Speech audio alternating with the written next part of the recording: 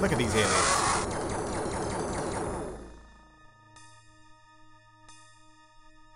Shameful.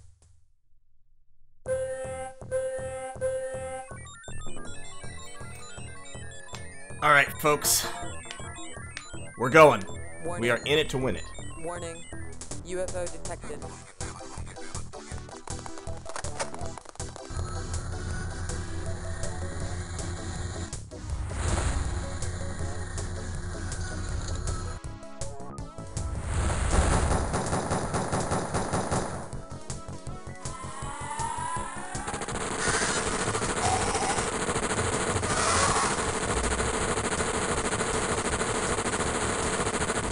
I don't know about that.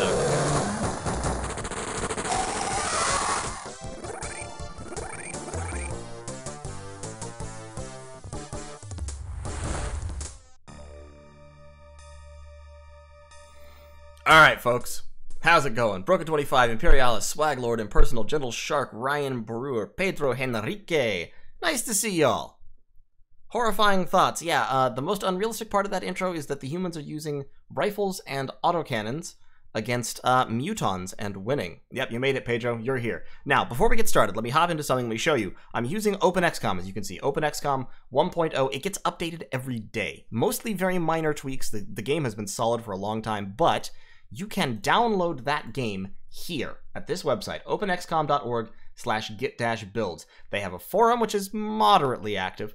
They have all kinds of information. They have a lot of links to other related things, including Xenonauts, which has been recommended to me a few times and which I've never actually played. Some of these are still active, some are not. UFO 2000, this XCOM Enemy Unknown link I think is dead at this point, but there's lots of interesting stuff on this website, so check it out if you like XCOM. If you're interested, by all means go here. And now, let's hop back into the game. Ah yes, X-Pirates. X-Pirates is very, very interesting. We're going on Superhuman. Why? Because I hate myself and want to die, apparently. We're not going on Iron Man because the game is a little unstable and can crash. So, we'll be just playing Iron Man, but we're not using the Iron Man mode, like in Battle Brothers. And we're going to hop right into it. So, we can... to set up our base, the first thing you have to do in XCOM is set up your base in little circles. This is actually an OpenXCom edition. Show you what your various different radar ranges are. You can set a base up in Hawaii, in which case you cover almost nothing and suck. You can set a base up in Antarctica for a challenge run, which is fair. People have done that. I think I might not do it myself. The most efficient ways to do this, just to let you know, are to set up your base either somewhere in Eastern Europe, where it can cover a whole bunch of the world, or set it up kind of in the south of North America, like in Florida, where it can cover the US, which is your biggest funding nation, and part of South America and Brazil, which is pretty much your second biggest nation. So Florida, somewhere in Central America, that's also highly efficient. Yeah, I'm sorry, designated member, I don't think we're going to be streaming X-Pirates, personally. I'm thinking maybe Central Asia here. I think get China, Russia, some Middle East. I think somewhere right here in the Himalayas would be good. I think that'll be appropriate. Boom. There we're gonna go. And this will be, hey, Book Thief, how's it going? How hard is it if you're not efficient? You can absolutely lose this game. Just outright lose it just by running out of cash, especially on Superhuman.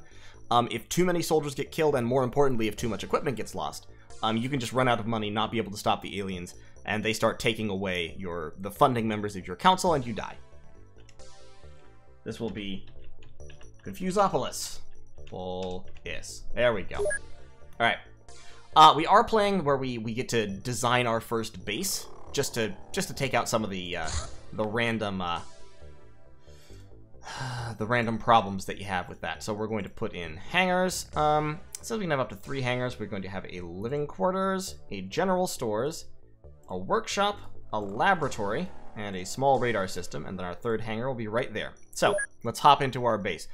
Basically speaking, you do this at the start of any XCOM game. You demolish a bunch of your structures and replace them, and it just takes a whole bunch of time. OpenXCom lets you short-circuit the time that takes in order to get it done more quickly. Would this be better without the Facecam? I'm fine turning the Facecam off. It doesn't bother me at all. Yeah, if you don't research, also you'll have problems. Yeah, actually, this game does use a lot of space, so actually, that's a good point. I am going to turn the face cam off, because, well, we'll see how it goes in the first battle. We'll see if it's taking up points that should be used. Now, we need to talk about... why can't I bring this up? We need to talk about soldiers. So we've got our 10 soldiers here. If they all have random names, we're going to rename them because I don't need all those random names. Yeah, that's a point. I could... There we go. Tiny little beautiful general confusion face. Every time I look at this face cam, I'm like, God, I need to lose weight. And then I go, but I like pasta so much. Why would I do that? Real quick, 1 second. I need to get something to be visible here. I don't know why that's not visible. Hold the phone.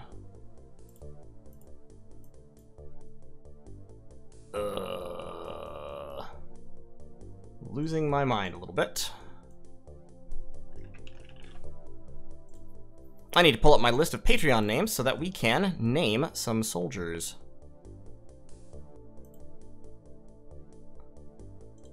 Alright, we've got it better. Hey, Swaglord, how's it going? So we're just starting, so. That one can go away, this one needs to come up. First off, we're actually going to start from the opposite end of the Patreon list this time, just for fun. So, our first soldier here will be good old Mr. Seventh Path. After that, we've got... Who is that? That is Resand. And we'll talk about stats and all that in just a moment here. We have... Spacht.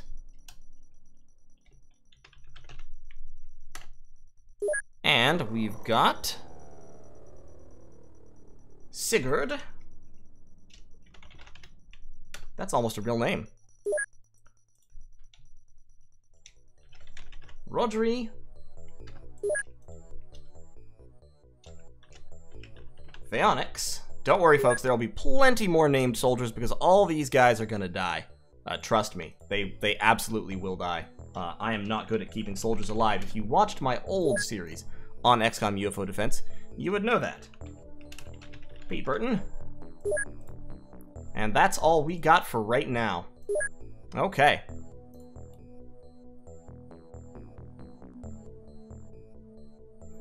Yes, exactly, Pedro. It's my defense mechanism. I'm chunky and therefore I will live.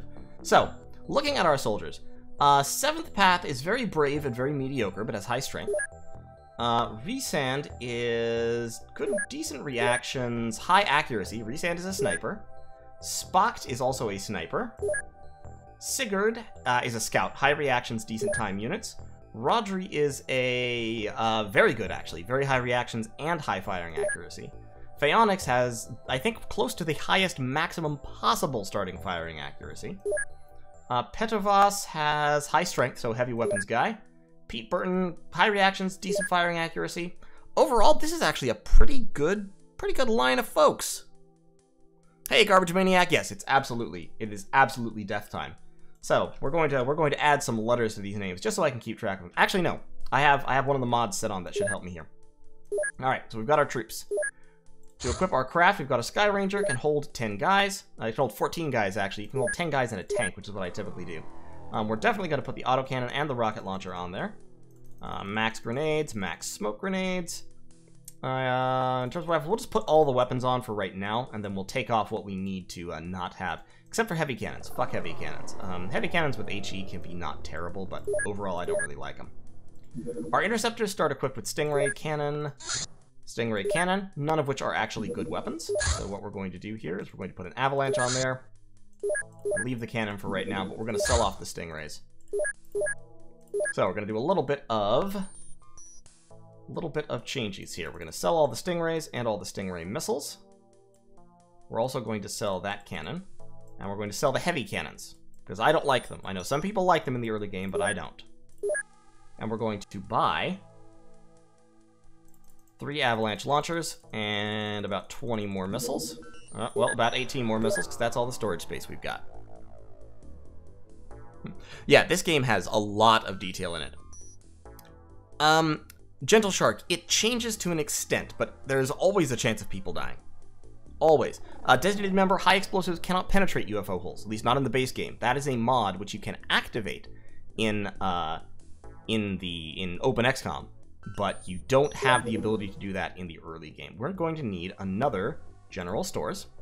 We have $4 million to work with. We're also going to need an alien containment, and we're going to need a large radar, and we would like to have another workshop, I think. So we're going to build that as well. That's a lot of our money going out. Then in terms of recruitment, we need a couple more soldiers, and I don't think I have space for a tank. Yeah, I don't have enough space for a tank yet, so we're actually going to recruit.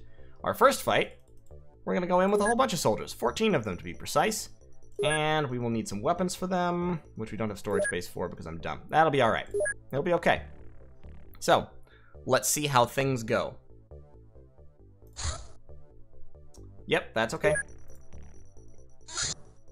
And we have found our first UFO. We are about to go in and get it done. So let's center on that UFO. And for interception, we're going to launch a Skyranger. It's not moving, so I think we're good.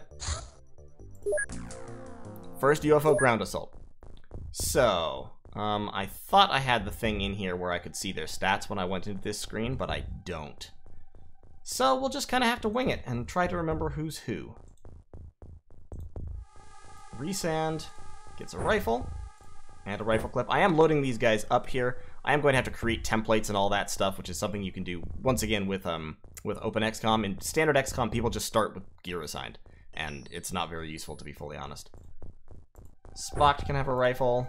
I am going to have to rename these guys. I thought that I had their stats available up here, but I didn't have that set on apparently.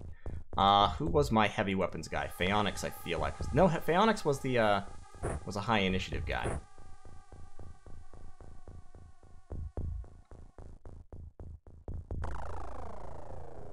Yeah, this is not turn-based construction-wise. It is real-time. Capitalism is the real enemy. Come on now. I'm going to have to assign at random because I don't entirely remember what people were. So we've got rockets there. Also, my screen is slightly off kilter, so I can't see what's at the bottom. That's frustrating. Give you a couple rockets and that's a rifle clip. And a pistol. You're overweight with that, so we'll take away one of your rockets. That'll be fine. Good old Pete Burton can have a rifle, and that, and a smoke grenade. Seventh Path. I feel like you were a scout, and we're going to assign you to scouting duties whether you were or not. So have a couple of pistol clips, and we get back around to Resand. Alright, so who was it? So you've got high strength, Rodri, so you can have the autocannon. You've got no autocannon ammo. You can have a backup rockets, and a rifle, and some grenades, and smoke, and rifle ammo. And everybody who doesn't have a grenade gets a grenade and potentially a smoke grenade now until they run out. Nope, not that. Grenade. And grenade, and grenade, and smoke. That's the last of the smoke. And Resand gets a grenade, and Spock gets a grenade, and Sigurd gets a grenade.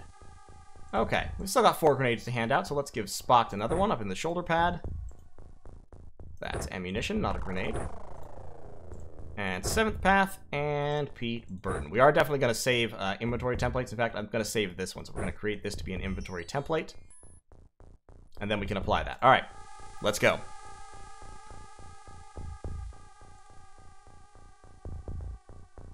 Do I have the small scout smoke tanks? No, I have no tanks whatsoever. What I do have is a UFO directly next to me. So, we're going to prime our smoke grenade and toss it right at the base of the ramp. And then we're going to end the turn.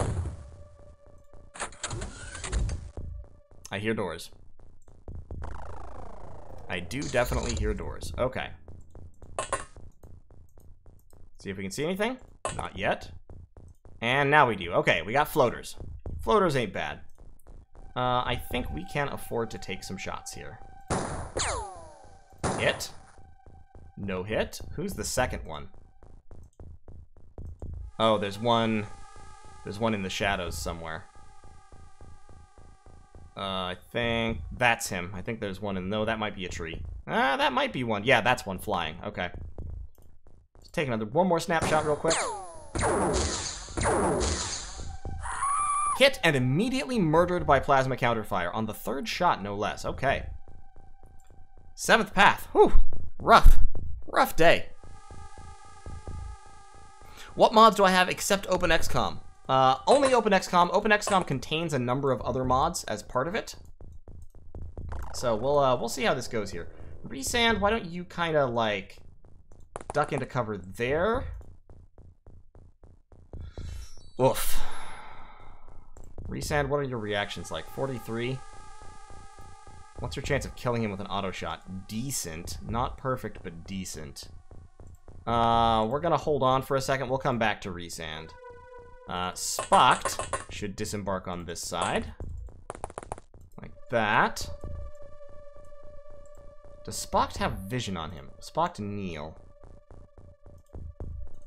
Ideally, we would be shooting these aliens with people who can't be seen. There's an alien up there, we know. I'm not sure if he's on the roof or on the 2nd floor.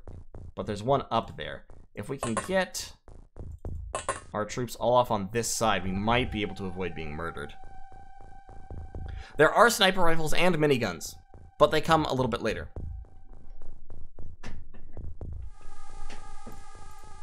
They come just very slightly later. Yeah, I can't actually see what's on the bottom of my screen. I'm going to have to adjust some things here.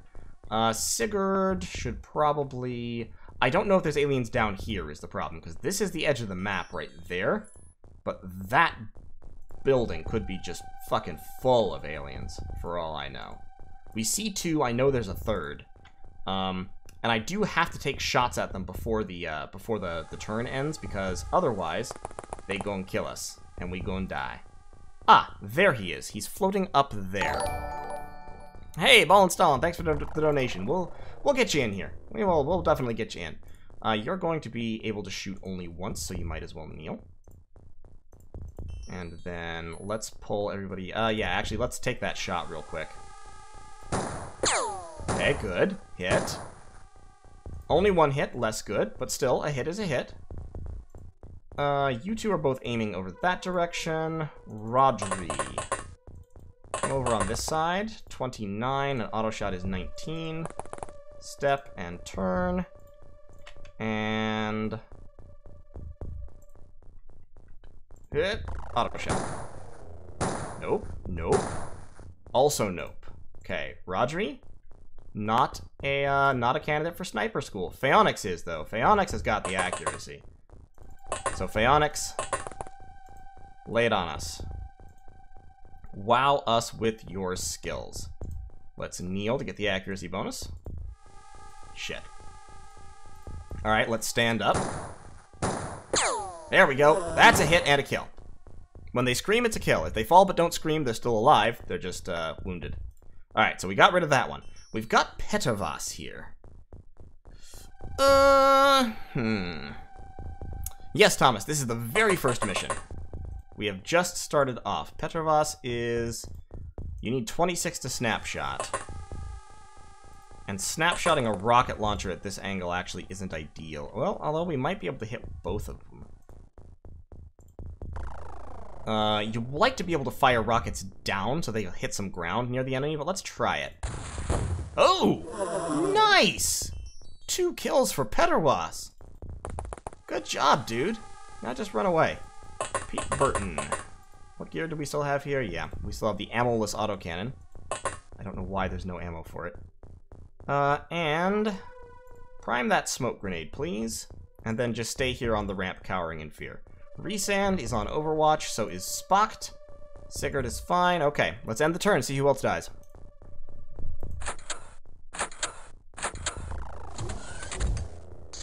Okay, I heard 3 regular doors and a UFO door.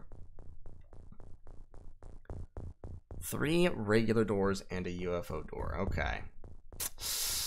I don't really want to give the aliens more cover than I have to. You have pretty high reactions, Spocked. So let's send you forward to the edge of the smoke cloud. I would like to cut through here, but killing fences with rifles is very unreliable. Any aliens down this way? Nope. Okay. Pete, you have a smoke grenade. Any aliens are likely to come out of the house. Let's throw that smoke grenade right there, so that we'll have some cover when it goes off at the end of the turn. Tiles of smoke lower your vision. Shit.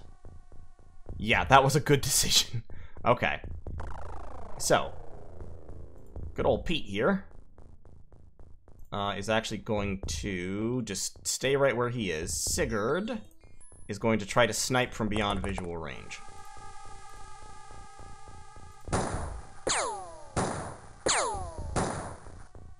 And yes, I am sniping with automatic fire. That's the most efficient way to do things in XCOM. Alright, so we got one kill. Petavas.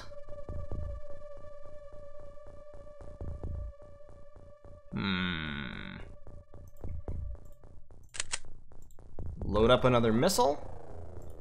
And you won't be able to get an aimed shot, but let's get a snapshot at the ground right next to him.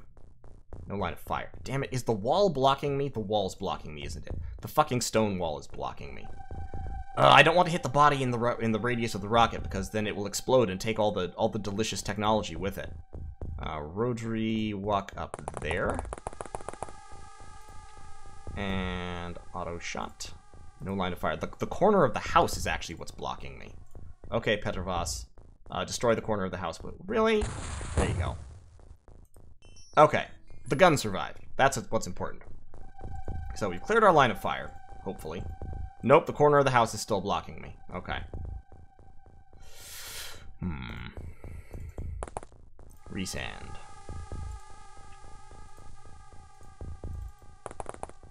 The vehicle is blocking me now. Alright, you can kneel and get some shots. Hit. Hit. Okay, 2 hits, no kill. That is an injured floater, but not yet a dead one. Pete Burton, run that way, please. And Phaonix, give me an aimed shot.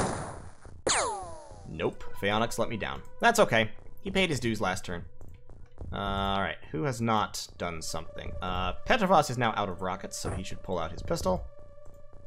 Rodri. Rodri still has some time units that he can't really use. Petrovas, walk that way. Rodri, walk that way. That might give him a shot. Kneel. Nope, no line of fire. Okay. More smoke. Good. Smoke, good. Oh, okay. It was blocked by the landing gear. Landing gear is invincible. Prox mines are very handy. Can you shoot him? Yes, you can. Excellent. Good job, Spot. Love it. Now, that alien is now invisible because he's behind the smoke, so we're going to have to go find him again. Oh, there he is. Hello, friend. I don't want to take auto shots with a guy standing in the way. So let's resand. Nice accuracy. The one good thing about rifles is that their accuracy is really... is really high, I'm about to say, as I miss completely. Petrovas, walk up that way. He can't see you.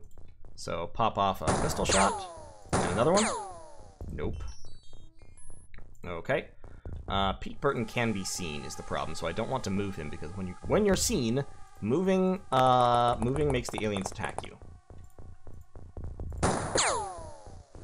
Okay, good. Kill.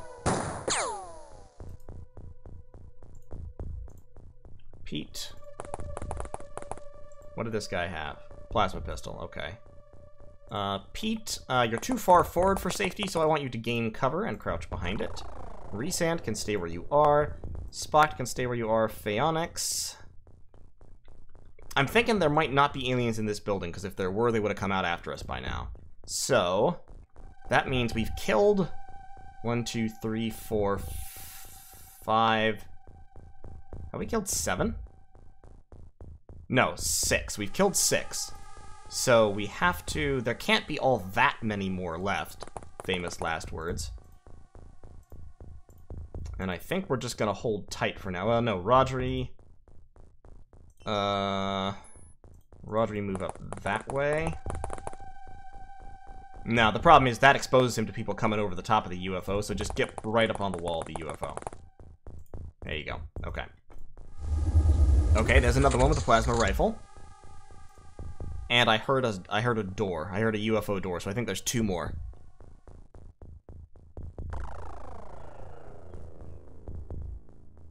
Would I ever consider Xenonauts for a playthrough? Sure.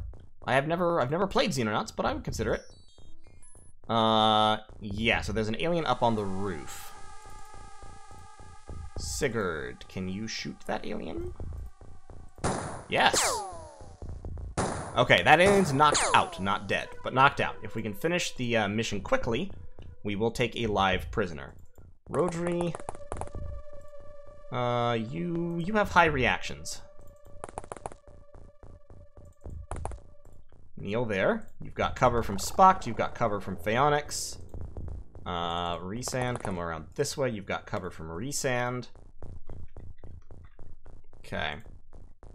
Sigurd can come down that way. Knocked out aliens do not pick up their weapons when they wake up again. So, everything's dropped and aliens don't know how to pick things up off the floor. So they should be okay. Pete Burton. I want you to come right here. And look left. No aliens. Okay, good. Get in the house. Alright. You're likely to be relatively safe-ish there. And Petrovas, come down here and get on the wall.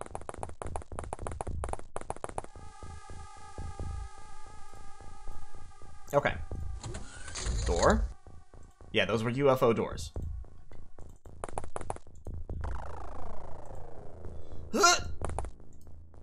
There he is. Okay. Okay, he's got a pistol.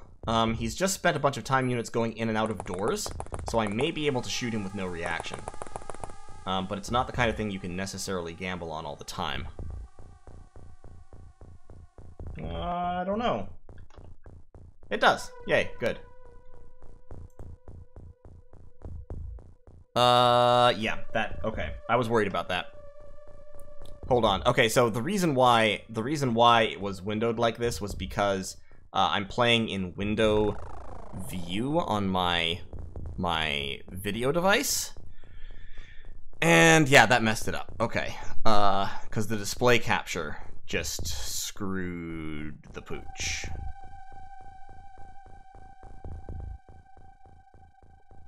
I'm not sure I can actually fix that.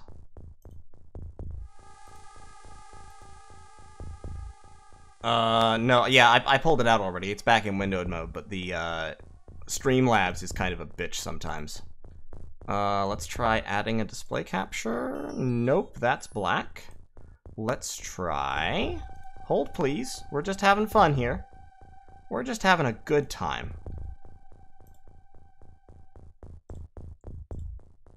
We are just having a good time.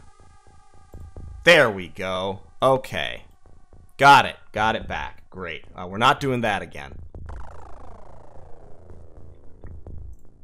Sorry about that. Technical difficulties.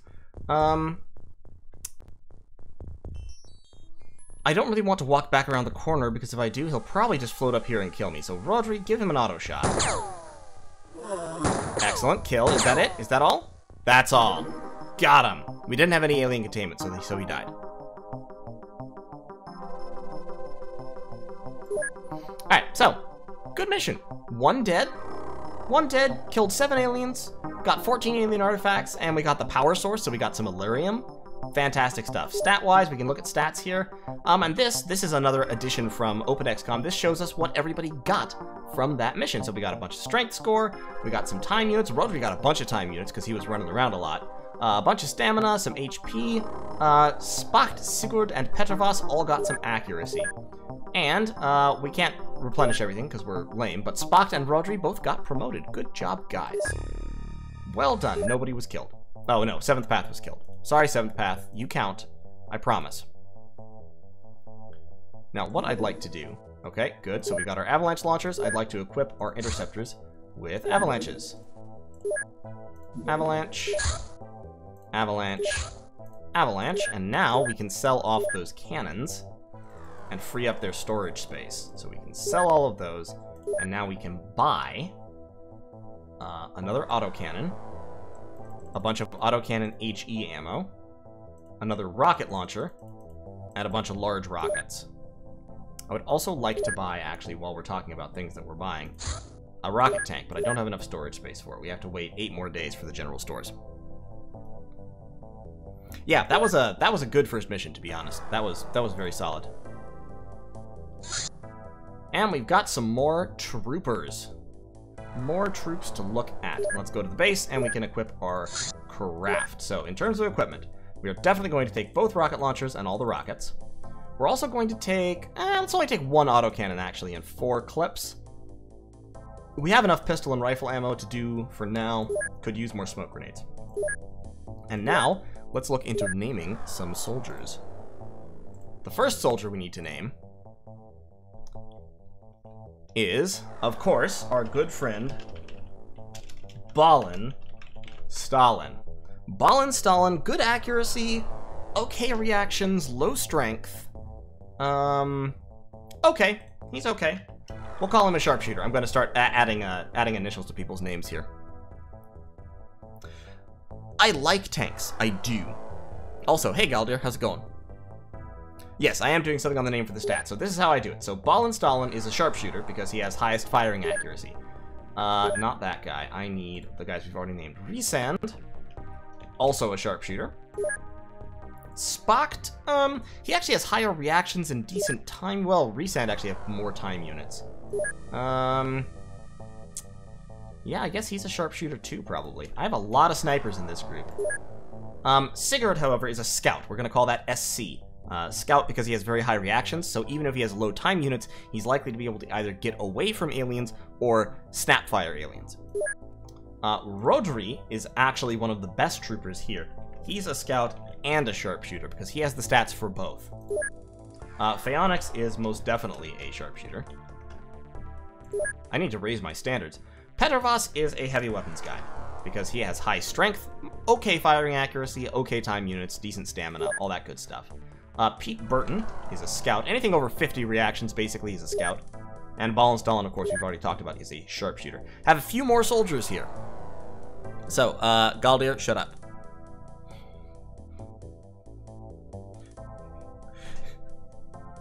Alright, so, and then, let's talk about other troopers.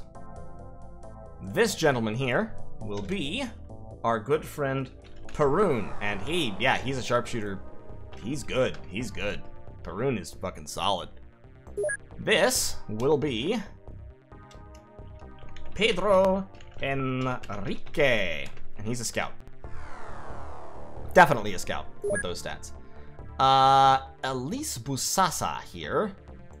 This is a heavy weapons trooper, but more importantly, the actual name is nope, I changed something. What did I do?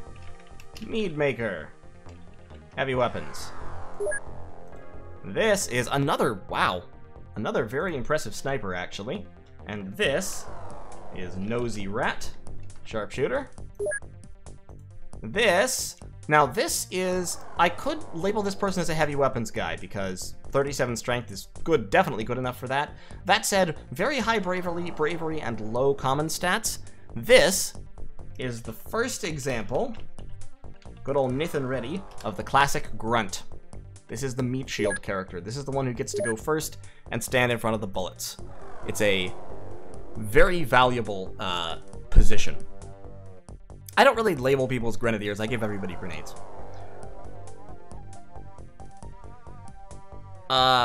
Pedro, I could raise my standards, I suppose. Generally, if you have over 60 firing accuracy, I call you a sharpshooter. And yeah, heavy weapons need to have at least 30 or 35 strength.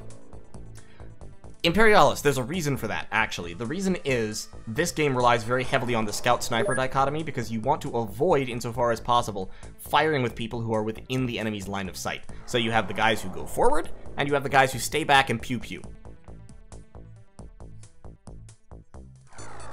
Okay, so, time to go a little bit longer and see what we can find. I would like to, actually, See if we can turn up the clock speed a little ways, because that just wasn't quite doing it for me. These are, interestingly, these are the options from OpenXCom. So as you can see, I've activated a bunch of stuff. I have upgraded the custom initial base, which is why we got to set the placements of our initial things. That inventory stats, I do have that on. So yeah, I get to see their strength and stuff. Enhance soldier sprites, auto end battle, and disable auto equip. Those are all fine. Override line of fire. No, don't do that. Okay. Alright. Second UFO. We're going to actually intercept that one in the air. Oh, it's landed. Well, we're going to send a guy there. And then let's make sure that our Skyranger is equipped fully. We're going to take the same crew. We're also going to take all of our other troops, because we only have 13 of them. We could use some more. And while we're thinking about it, we should also sell some stuff off. I can sell this mine probe. And I can sell all but one of these floater corpses. In terms of research, we need to start some. I forgot to do that. And the first thing we should definitely research is laser weapons. I think that's the first thing you should always research. In terms of living quarters, I have some space. So I'm actually going to recruit another 10 scientists and a few more soldiers. Okay, let's go into our second mission. If I remember to send the Skyranger. Yep, let's go into our second mission.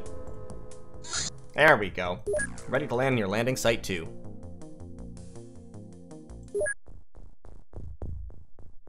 Power armor is good. Don't diss the power armor. Alright, so where's the heavy weapons guy? Petrovas, the heavy weapons guy. You get a large rocket. I don't know why my phone is buzzing at me so much. Ignore that. You get a large rocket, and I need to unload that. Take the small piddly rocket out and put in a big manly rocket instead. You're slightly overweight, but it'll be fine. You are a scout, so you actually get a pistol instead of a rifle. We're going to save that as a template.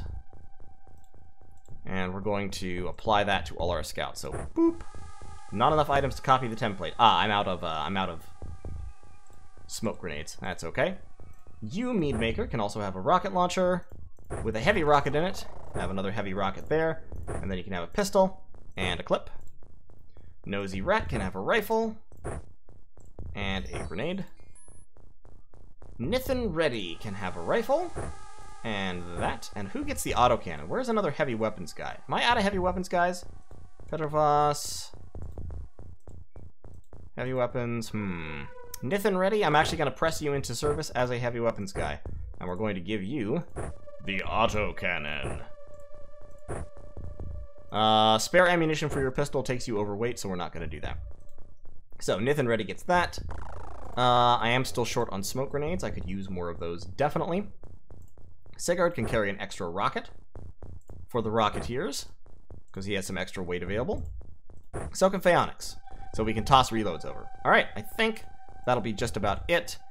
Except Ballenstallen actually has no weapons whatsoever, so we should fix that real quick.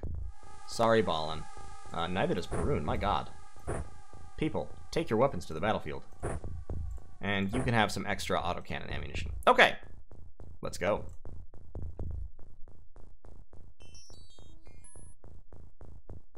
I've heard that there's a good Warhammer mod, but I have never played it, actually.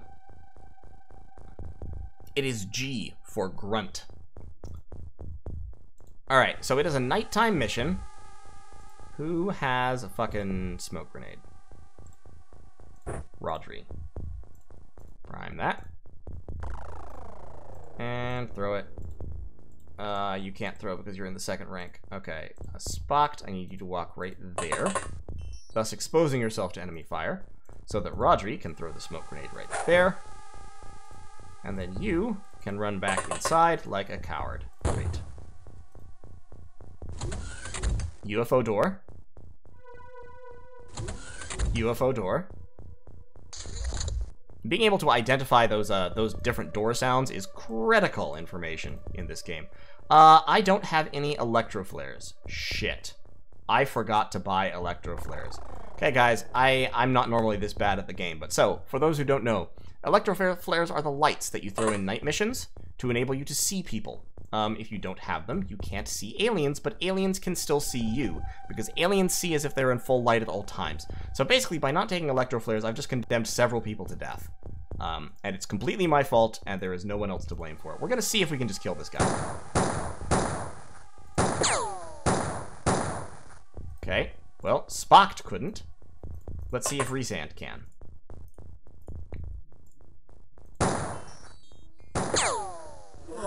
Resand could. Excellent. Okay.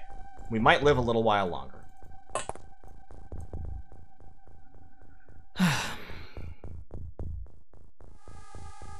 Yeah, so doesn't remember, the reason I use smoke even in the middle of the night is that thing that I just said, where the aliens see as if it's broad daylight all the time and you don't. At nighttime, yes, smoke blinds you, but it proportionately blinds the aliens more, because your vision is already shit in the nighttime and theirs isn't. That's the UFO there. Okay. So. Yes, it is absolutely a good idea overall to try and avoid night missions. Sometimes you can't. And sometimes it's... Hello, friend. Sometimes it's worth taking them. Here's what we're gonna do about this if we can. Rodri, come over here. You have a grenade. How many time points do you have? 39? Okay, you're going to prime that grenade. That leaves you 16. You're going to throw the grenade down to your buddy. What do you fucking mean unable to throw here? Oh god. Okay, so throwing the grenade takes 14 time units. You have 39. Throw the grenade right there. Step back. Pick up the primed grenade. Step forward. Throw the grenade through the window.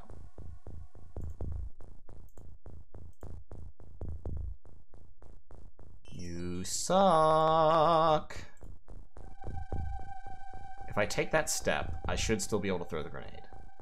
And I'm trying to get it through the... I just need to get it through the window somehow. That's the goal here. Have to get the grenade through the window.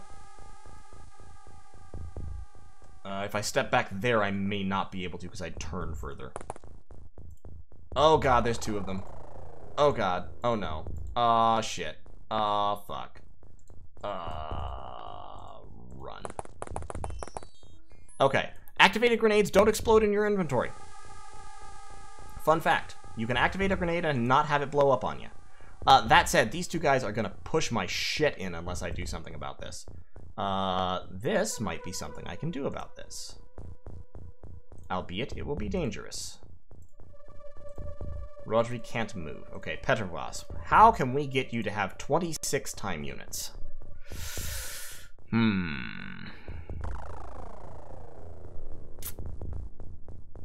26 time units. Okay. So he's around the corner, so he'll be safe from backsplash. Is that door open? No, that door is closed, so we do have to shoot through the window. 44 is an aimed shot, which I can't do. Okay, that's a straight shot. Fuck. In case you all were wondering, we're gonna take some losses here. But what I can do here is I can try to snapshot straight through the window and aim it right there. Right on the other side of that wall. Fuck. Fuck, fuck, fuck, fuck, fuck. Okay, that was what I was worried about. I had to do it, because otherwise these aliens are gonna fucking kill us. They're probably gonna fucking kill us anyway, to be honest. No line of fire. God damn it, why can you not shoot off the wing thing is blocking my my line of fire. Jesus Christ. Yeah, throwing through windows is very, very hard, but I had to try it. Kill him, kill him, kill him, kill him, kill him, kill him, kill him. Didn't kill him, but they moved, so they've used up a bunch of their time units. So we may be able to just rush off and unload here.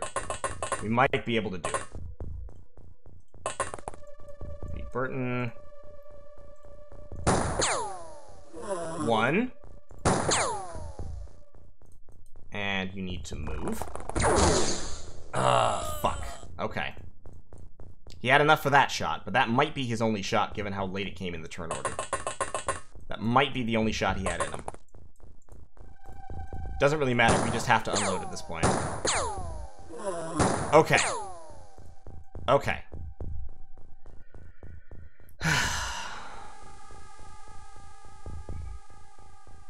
Yeah, the this gentleman over here is fucked because that grenade that we gave him is in fact about to explode. It's too far away to kill anyone else, but it will kill him and it will destroy his equipment, which is a bummer. Now all I have to worry about is this guy, that asshole up there. He's still a problem. Which is why, actually, we're going to move people. Well, yeah, Perun, get over there. And crouch. Pedro. How close am I to the edge? Not. I am not close to the edge anywhere. I don't think I can... Okay, that's the edge. That's the edge I'm closest to. Lord Jesus. Can't go that way because there's a grenade there. Pile out this way. And then the rest of you stay in the Skyranger. So here's the thing. There could well be an alien standing behind us who's about to throw a grenade and blow us all up. If an alien grenade landed right here, it would kill at least 1, 2, 3, 4, 5, probably 6 people. Potentially 7. So we're just gonna hope that's not going to happen. Yep, that's a death.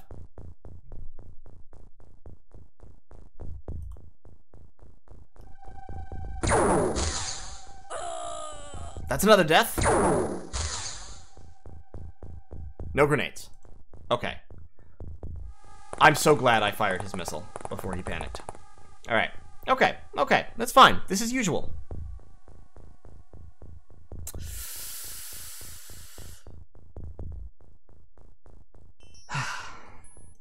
Okay. So, we need to find that shooter. I believe it's the one on the roof, who we can't actually see. Which means we might need to go up through this building and clear the building that way.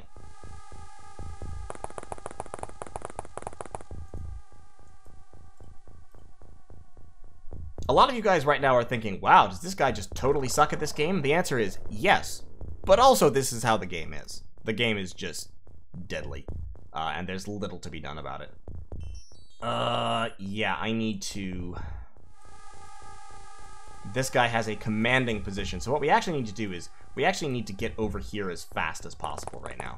That will get our backs to the edge of the map, it will get us away from the line of fire of the guy up on the roof, it will overall enable us to accomplish things and be happy. Or rather, accomplish more things and be happier, at least. Without being murdered quite so much. Where are the stairs? Did I blow up the stairs? I can't have blown up the stairs. I didn't see them. I mean, you can. Let me rephrase. You can absolutely blow up the stairs in this game, but they must be in the back, I guess. Yeah, we're just fucking booking it into this building right now because that is where the fewest angles to shoot us will be. Resend, get over there.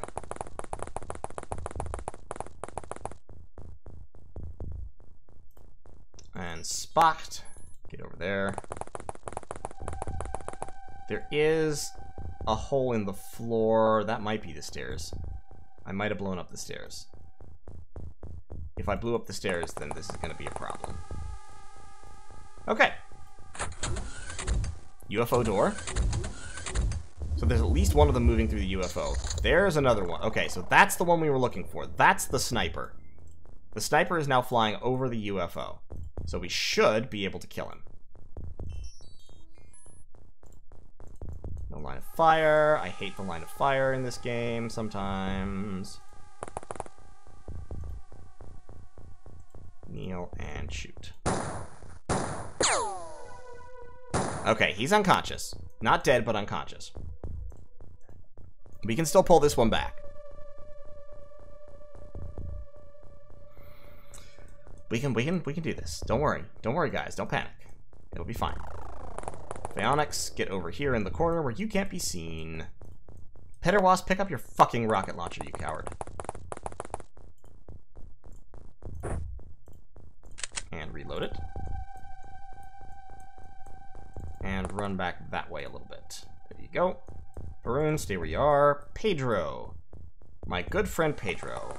You will be leading the charge. Need maker.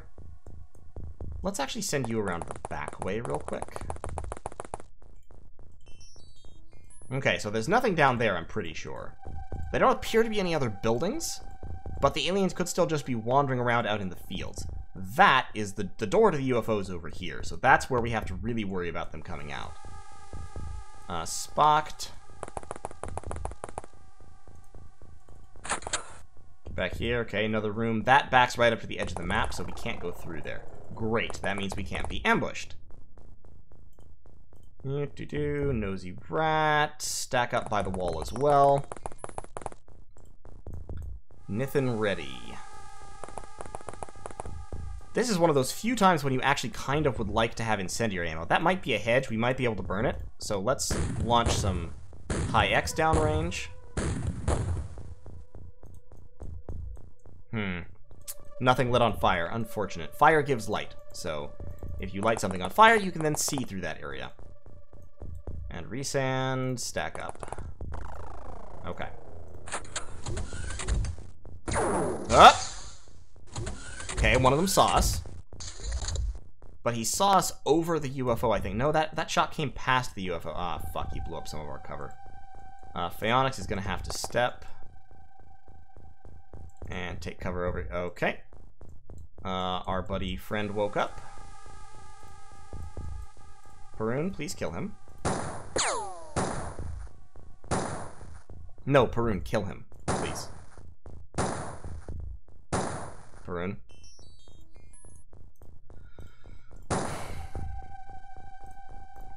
You're a disappointment to your family.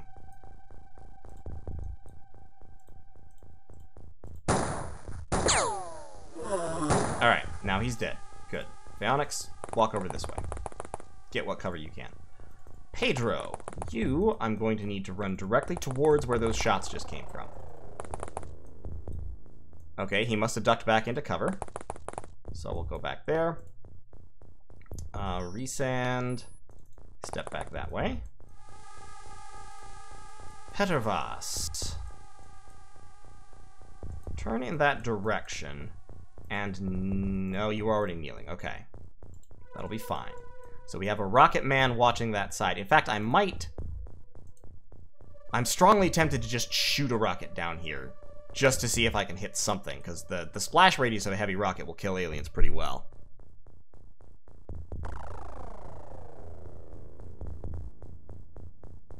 Yeah, I know, Galdir. I just straight up forgot them. Absolutely, 100%. It had to happen. It was the best option at the time, but it wasn't a very good option. Put it that way. Nithin ready. Get over here on the wall as well. We're just gonna stack up on the wall real quick. And you two, Meadmaker, stay behind that. Spocked, also stay behind that. Great. I don't think we're not gonna shoot the rocket just yet. More shots. My god, he lived. Pedro, you monster. You took no damage, actually. They must have hit the wall.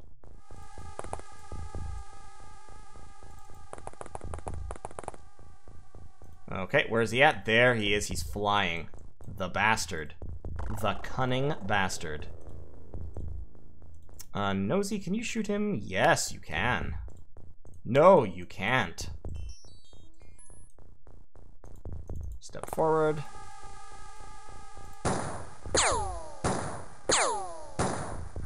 Hey, 2 hits. Okay. That's fine. Perun. Nope.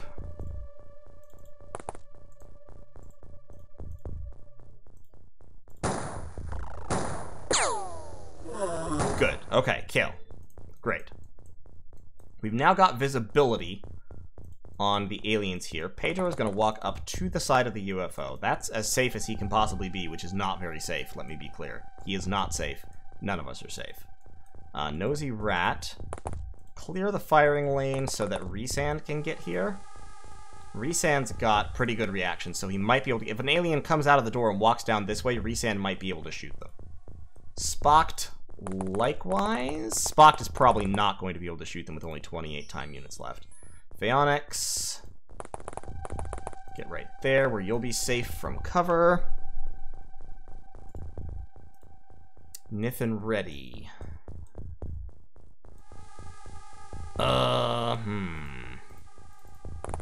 Just watch this area. Just out of sheer unadulterated paranoia. And Petrvas is still just waiting for his moment, his time.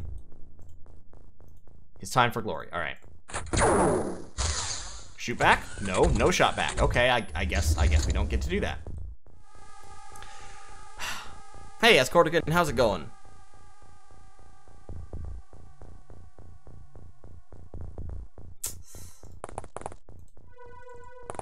Hello, alien friend. Okay, that is indeed an alien friend. Gotcha.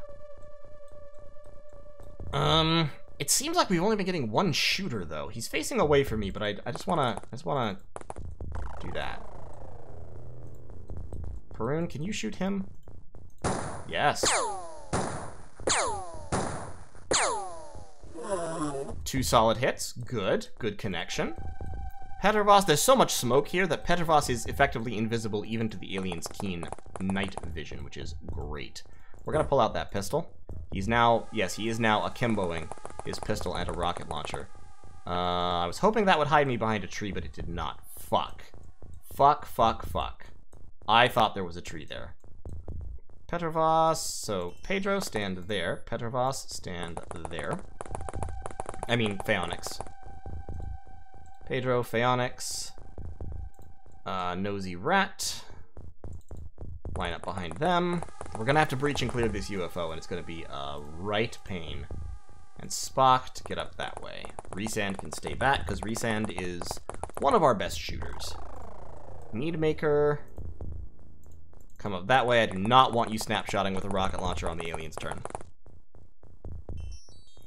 Pedro, you can get reaction shots on the aliens, but the way it works is that, you know how you have a certain number of time units that you expend these things as you move and shoot around?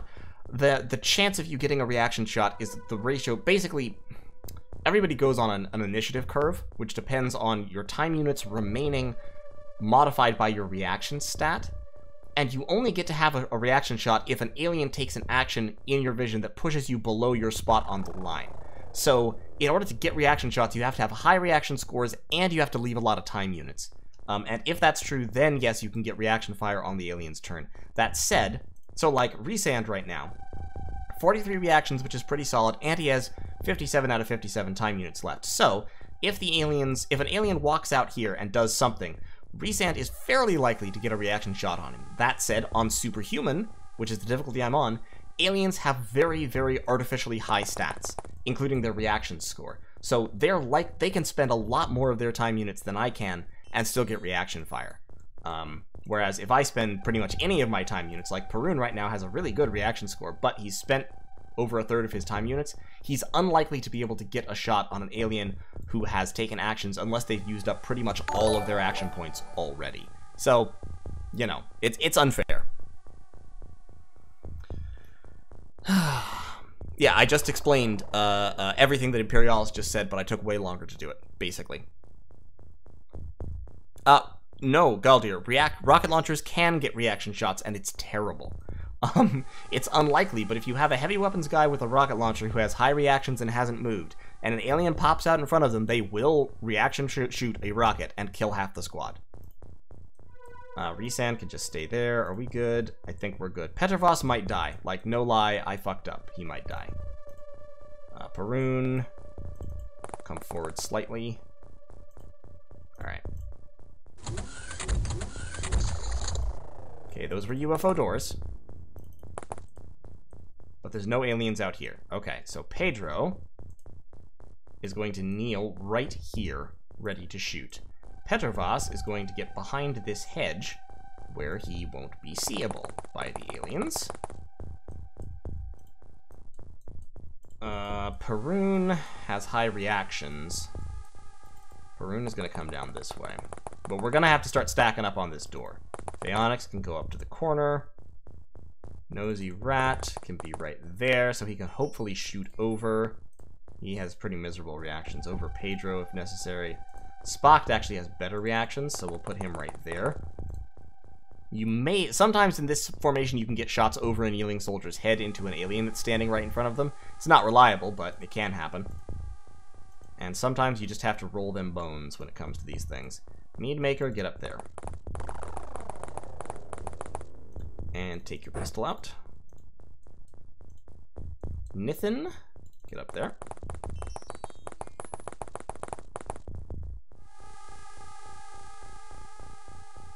Yeah, so the reason why your reaction chance is based partially on enemy TU is that time units represent the same period of time. So your actions and the alien's actions are technically supposed to be happening simultaneously. And as such, if you have a lot of time units left, that means that you haven't done anything yet, and so you have the chance to do something in reaction to something the enemy is doing. That's the theory. Okay, so that's an interior UFO door. They're walking around inside there. Pedro?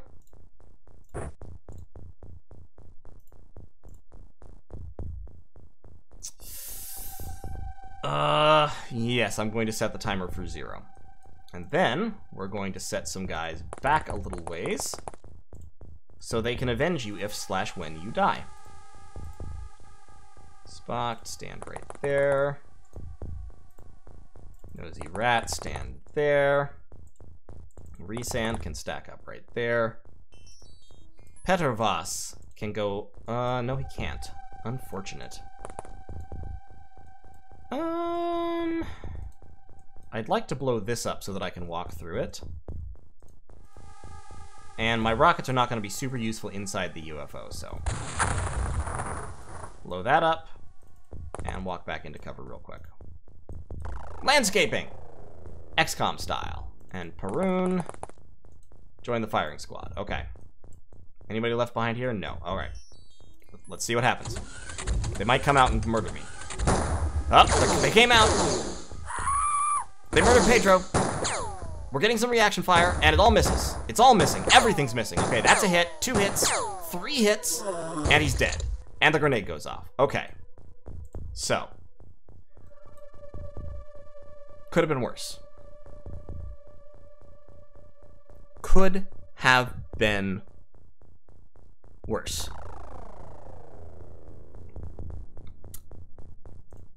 At least we got one of them, you know? Like, that was the goal. We were going to get one of them. So the next guy, the guy with the next highest reactions is Perun. But at the same time, Perun's really good, and I don't really want to send Perun in, so we're sending in Spocked.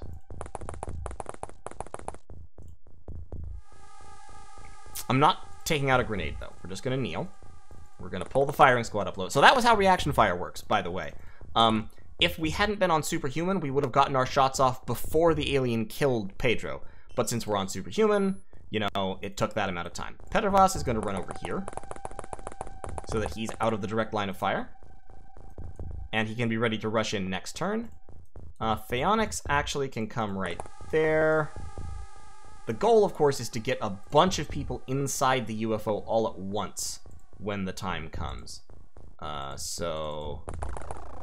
Can you actually make it all the way around? You can. Okay, so Phaonix makes it all the way around. And then we can put you there. You there. You there. You still there. And you there. Okay. Alright. Time to breach. Yeah! Aliens? Aliens? I don't trust it. It's a trap. Okay, pop out. That means that none of them are close enough to rush the door immediately, so that means that we can now stack up right on the door. Stacking up on the door without doing this check is a little bit suicidal sometimes, because aliens can come out, shoot somebody, and get back inside before anybody can react. And it can be a serious problem. Meadmaker, just put that away, please. Thank you. Nithin, likewise. So we're making ready to breach and force. Petrovas, that's empty, so you can just put that back in your backpack, your giant rocket launcher holding backpack. Okay. Alien. Step back. Ready? Once? Yep. I was worried about that. Okay. You cleared the firing line for Perun. We only had 2 bullets there, so now we need to reload. And that doesn't give us enough for another shot. So, resand, or mead maker, or somebody. Let's send Nosy Rat, actually. Nosy Rat can come up there. What do you mean, no line of fire? Don't be stupid. He's alive.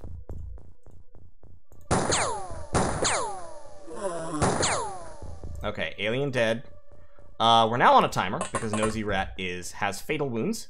Fatal wounds mean he will take 3 damage every round until he dies. So now, if we want to win this without him dying, we have to finish it off in 3 rounds.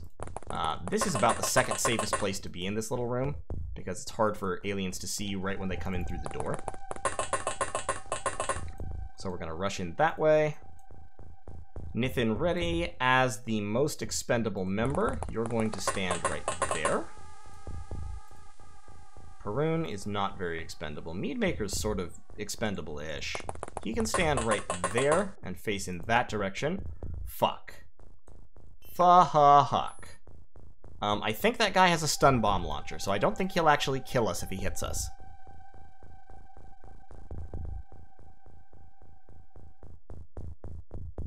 Yeah, so morale is still holding, Galdir.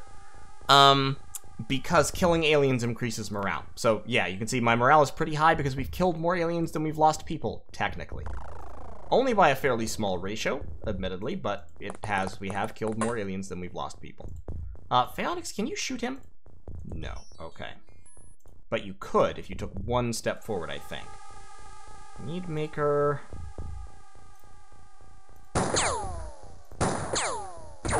Hit. Fuck. He got 2 shots back at me. That's super unfortunate. Okay.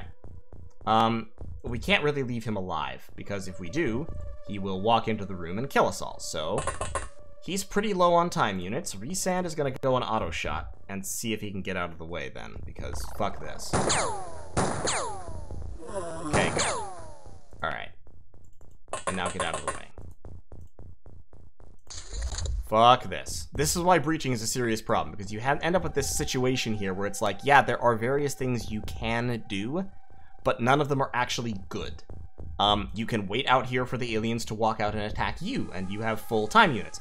Unfortunately, that doesn't stop aliens from walking out and shooting you before you get reaction fire. And sometimes they'll walk out and throw a grenade, die to reaction fire, and kill your whole breaching team. You can go in, like I'm doing right now, but aliens standing in these little corners will get shots on you, no matter what you do. You're close enough for them to get reaction fire. Scout sniper tactics don't work, because you can't shoot through this door and hit people standing over there, and only from right in the door itself can you hit people standing here. Breaching is just a huge problem. To an extent, you can do it with proximity grenades, but even that exposes you to reaction fire. And of course, if someone gets hit by reaction fire while they're holding a prox grenade, then your whole team is dead, because they can't move without setting the grenade off. So, there's no good way to do it. It's a bitch. It's just a huge bitch. Once you get armor, you can at least send in guys with armor who can potentially survive a hit. You're gonna kneel right there. Nithin, you can stack up behind him. Nosy Rat, who is about to die, you're actually probably the one to send in first. No hate. Yeah, it's better than Terror from the Deep, and this is why I don't play Terror from the Deep, to be honest, because, Terror from the, like XCOM UFO Defense is somewhat unfair.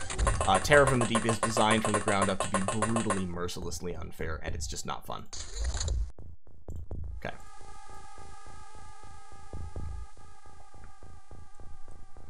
Yes, once you're in power armor, autocannons have 0 friendly fire, which is sort of hilarious. Alright, Nosy Rat, this is your last turn of life, so bonsai, dude. Like, you're gonna die at the end of this round if we haven't cleared the place anyway. And, of course, the last guy is hiding in the engine room. Of course. Just to make sure it takes that one extra turn. Alright.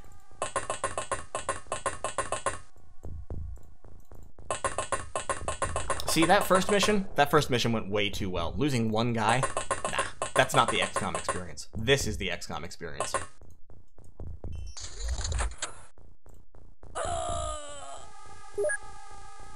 Was that a outside door sound?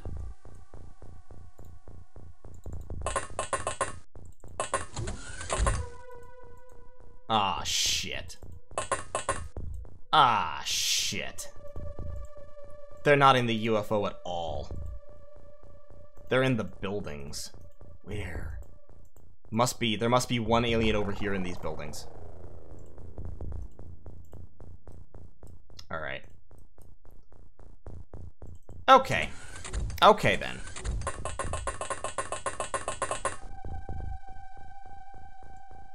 Well, when you're at real close range, stats don't matter so much. And launching him forward like that just means that he can die with honor.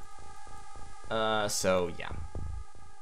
What we're going to do now is, since there's no actual time limit, we're going to take our time stacking up on the door of the UFO so that we can force the alien to breach in reverse. But that door sound means that he's having fun wandering around in a farmhouse somewhere, and probably isn't going to be coming out to play.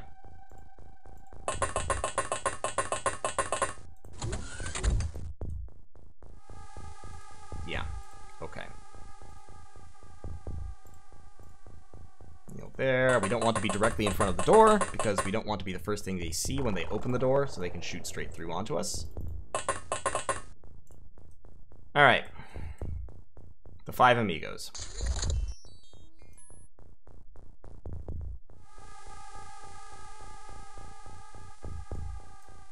Fortunately, the aliens cannot steal your aircraft and leave with them. If they could, that would be a bitch. A huge bitch.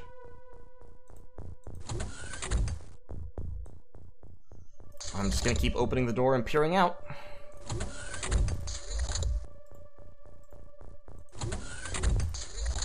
Yeah, I don't know where they are. He's, like I said, he's over here somewhere, probably in these buildings. But getting there and clearing them in the dark is probably gonna get another couple of us killed. There he is! There he is! Fuck! Jesus Christ. Of course he kills Perun. Alright. So, 9 dead. Welcome to XCOM, ladies and gentlemen. Welcome to XCOM. Killed 10 aliens, got 7 corpses, recovered 17 artifacts, and we got some Millennium, so overall, positive score. Good mission, everybody. Resand and Phaonix both got big stat ups. Phaonix got big stat ups. Nith and Reddy got decent stat ups. Petrovos got braver. And, yeah, okay. And Resand and Phaonix both got promoted.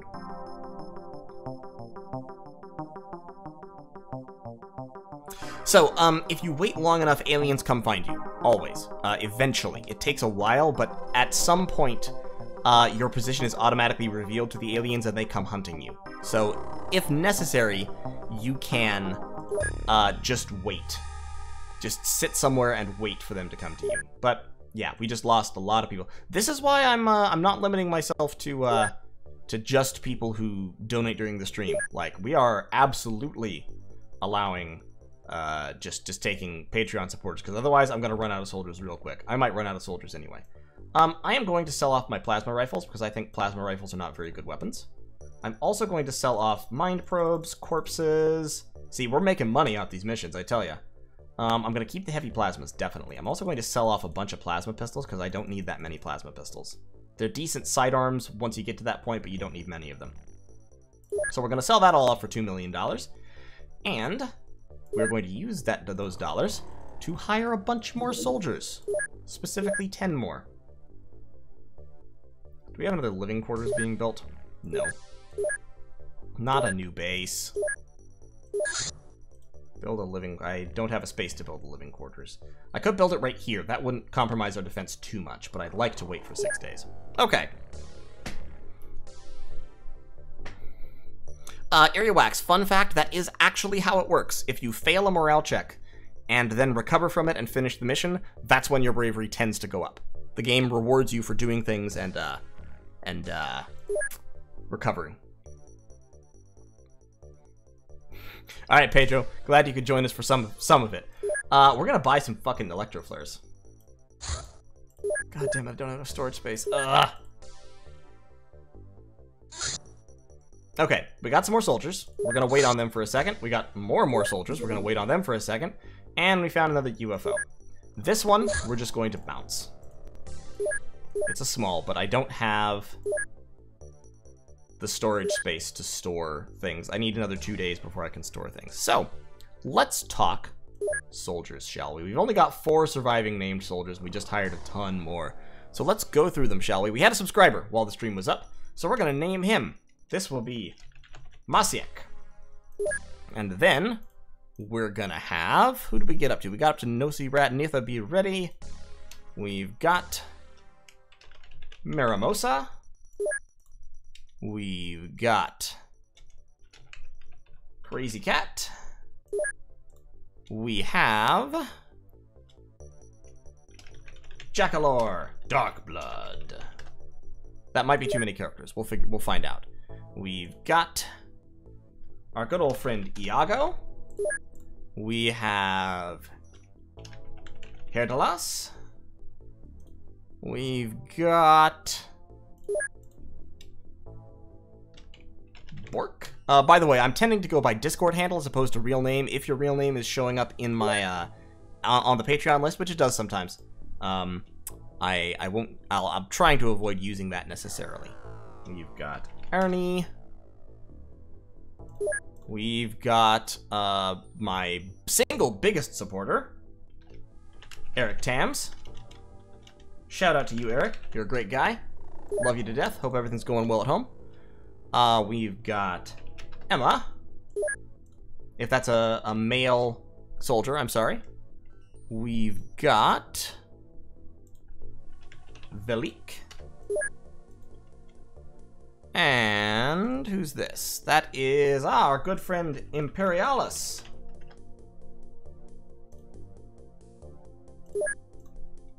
Then we've got Decancan.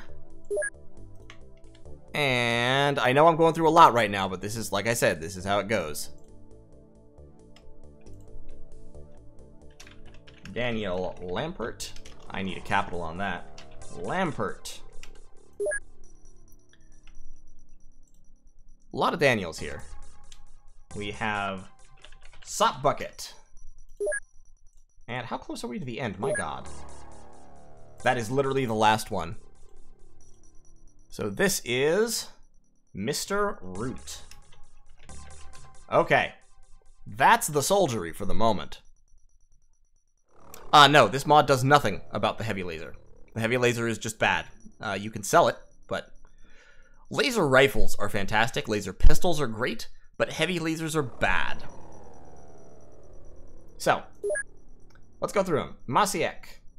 Masiek is a grunt, a meat shield, a schmuck. Maramosa, likewise, is a grunt. High bravery, middling other stats. Crazy Cat is a coward, but more importantly, a grunt. Slash Grenadier, high throwing accuracy, but honestly, I don't find that matters all that much. Jackalore is a heavy weapons guy. High strength, decent firing accuracy. Iago is a sharpshooter. And a borderline scout, but we're not going to note that down here.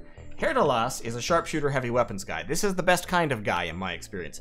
This is the guy who can tote around an autocannon or a heavy plasma or a rocket launcher and fire it with high accuracy, which is super important. Bork is also a heavy weapons guy, but a much worse one. Ernie is a scout. Eric Tams is a... I'm sorry, Eric, you're a grunt. Sorry to tell you, but you're like a borderline heavy weapons guy. Borderline scout. But not much of anything. Emma's a grunt. Velik is a grunt. I'm getting all the bad ones now. Imperialis is a scout. Congratulations on your frontline assignment. Decancan is also a scout. A good scout. High reactions. Decancan will be getting sniper, like reaction shots out the wazoo. Daniel Lampert is a heavy weapons guy. Sop Bucket, a cowardly heavy weapons guy, which is a terrible combination. Actually, he's a grunt. Sop Bucket is a grunt, but a very brave one, which is nice. Mr. Root is a sharpshooter. And there we go. That's the band. The gang all here.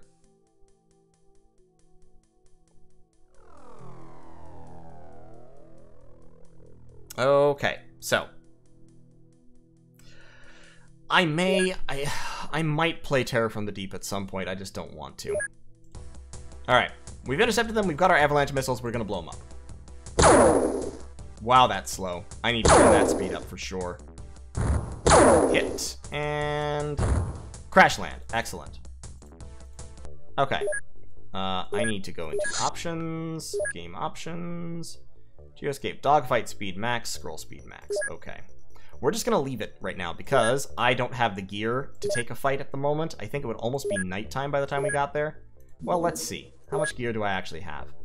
I've got the autocannon with the high explosives. I've got 2 rocket launchers, rifles and pistols. I only have 2 smoke grenades. That's my biggest limiter at the moment. We're going to take Phaonics off the roster right now. And we're going to fill up on other guys. We have no armor, none whatsoever. And only basic kit. I need to hire some more scientists pretty soon. But I don't have the living space right now. And it's going to take a minute before I can start to build another one. We're just going to let that one go, though. We get some points for shooting it down. We're not going to raid it. Alright, so we've completed our general stores. We're now going to build another living quarters right there. And we're going to buy a rocket launcher tank and a bunch of tank rockets. We're also going to buy a bunch of electro flares, at least one for every person. And some proximity grenades. Those would also help. We're also going to buy some more smoke grenades. Explosives are important and valuable. And a few more large rockets, since we do tend to burn through them. Alright. And we've researched laser weapons. We can't view the reports, unfortunately. Those are glitched in modern, modern things. Modern... I'm losing my mind. I've lost my words. Modern operating systems. But we're going to research laser pistols. We have 20 scientists. Boom. That should be completed fairly quickly. Yeah, OpenXCom does fix the prox grenade bug, yes. So they won't automatically transform other items into proximity grenades. That was fixed. It's a good thing that was fixed. But we're going to put all our prox grenades, all our electro flares, and all our smoke grenades on board. And I really, really want to upgrade to laser weapons ASAP. 15 days for another living quarters. Okay. Alright, another small UFO. Let's intercept that one with Interceptor 2 this time. By the way, someone told me that I can rename interceptors. Is that true? It is! I can rename interceptors! Alright, who wants to be an interceptor pilot? Or a Skyranger pilot? Let me know in the comments. Or in the chat. I don't have my tank yet. How long will my tank take to get here? 13 hours. I can probably wait for the tank. Let's intercept you. We have about 100 Elerium in storage, but I'm still going to wait to see if maybe we can get you to land.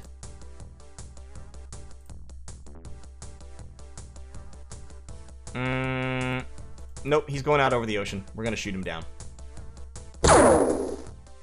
That is still really slow. Okay, crash landing. Good. Love it.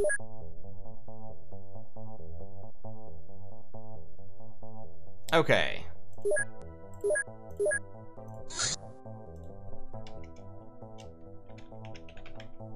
Area wax. I'm sorry, that needs to be in all capitals. Area wax. Hey, Coax. How's it going? And this will be... Perun. I think Perun's dead, isn't he? Isn't Perun dead? Yeah, Perun's dead. Perun, having recovered from having both his legs shot off, is now flying the Interceptor. It was a small Galdir. That's fine. There's nothing to really worry about there. I want to wait for my heavy weapons platform before I go attack this this UFO. I think we should be able to do that. Ooh, laser pistol. Yes, so now we have laser pistols we can make. We're also going to allocate research to the laser rifle. And after that, probably alien alloys and armor. So we're going to do that. And we're going to start manufacturing laser pistols post-haste. Laser pistols, you can just manufacture and actually sell a bunch of, which is fine. But it says monthly profits minus, see, 120,000 if you set them to automatically sell. This is another quality of life thing that OpenXCom does for you. This option doesn't exist normally. This will get us quite a bit of money, but I actually want to use them, so we're just going to build them. And we got our rocket launcher tank. So now we can actually kick some of the crew off to make room for the tank. And we're going to kick off. We're going to take one sergeant, Resand, for the bonus he gives. We're going to kick off... we've only got a few sharpshooters left, actually. We're going to kick off Ernie. We're going to kick off Valik. Going to kick off Imperialis. And Nithin Reddy. Wrong button. And that will enable us to take our rocket launcher tank. Rocket launcher tanks are fantastic in the early game because you can drive them off the ramp. They soak up the initial shots. They have a lot of HP and a lot of armor, so they can handle that kind of thing, and your soldiers cannot. So, let's check out this crash site, shall we? Crash site, shall we? Went all Sean Connery for a second. Alright, Resand's good. Except... I don't think we need electroflares. This should be a daytime mission, but we could use prox grenades. Petrovas... I would love to give you another rocket, so I'm going to deliberately overload you with another rocket, because that will help increase your strength, so that you can carry more shit. Herdalas. Herdalas gets the autocannon. And some ammo, and a pistol, and a clip. Bork can have the rocket launcher, and another rocket, and a pistol with a clip. Eric Tams can have a rifle, and a thing. Prox grenade, electroflare, standard grenade, and what the hell, we might as well give him a smoke grenade too. We'll save that inventory template. We'll boop. Emma is too weak for that, so we're going to take the standard grenade and the electroflare away from her. Decancan, boop. Yeah, that's fine. Daniel, boop. Sop bucket, boop. What are we out of? Are we out of rifle ammo? Shit. Mr. Root. Okay, Mr. Root needs extra ammo more than Daniel Lampert does. And you can have that, and you can have that, and you can have that, and what the hell, you can have that. Resand. Okay, we're fine. So, what have we not assigned? We've got Eric Tams can carry some extra ammo. Decancan can carry some extra ammo. Daniel Lampert can carry a couple of extra grenades, I think. Sop Bucket can carry an extra prox grenade. I want all these distributed. I want them all out on the field. Okay. Alright.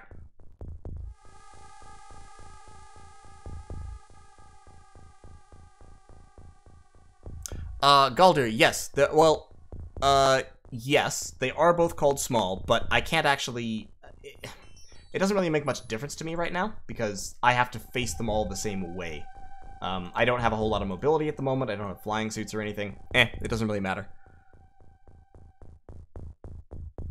Perun, whatever that was, it was absolutely a deliberate reference, yes. Yeah, this is not gonna be, we don't have to deal with any of the real bad stuff yet. Oh, and we're in the corner! Thanks, Eerie Wax. You're the best. And that sounds sarcastic, but it absolutely is not. I love deploying in the corner. It means there are two directions we don't have to watch. Mr. Rocket Launcher Tank. Clearing the way for us. See, this is why I love rocket launcher tanks. He has 90 health at 90 front armor. So anything short of a heavy plasma is super unlikely to kill him in one hit. I won't say can't kill him in one hit, because yes, they can. But very unlikely. There's the UFO. It's one of the little ones. Okay. And now that we've cleared the zone, there might still be aliens in the house, however. So I am still going to deploy a smoke grenade. It's just good. It's just good praxis. Like, you should always do this, in my opinion. Because if you don't, the one time you don't is when the aliens will come and kill you. And cut your head off and mount it on their wall, have your body stuffed and put in a museum. Or maybe they'll just, I don't know, maybe they'll just probe you or something. Who knows what aliens are into. Okay, UFO door. Up, yep, there's somebody in there, shooting at the tank. See, I told you it was a good idea. How damaged is the tank? See, look at this. Fine, the tank is fine.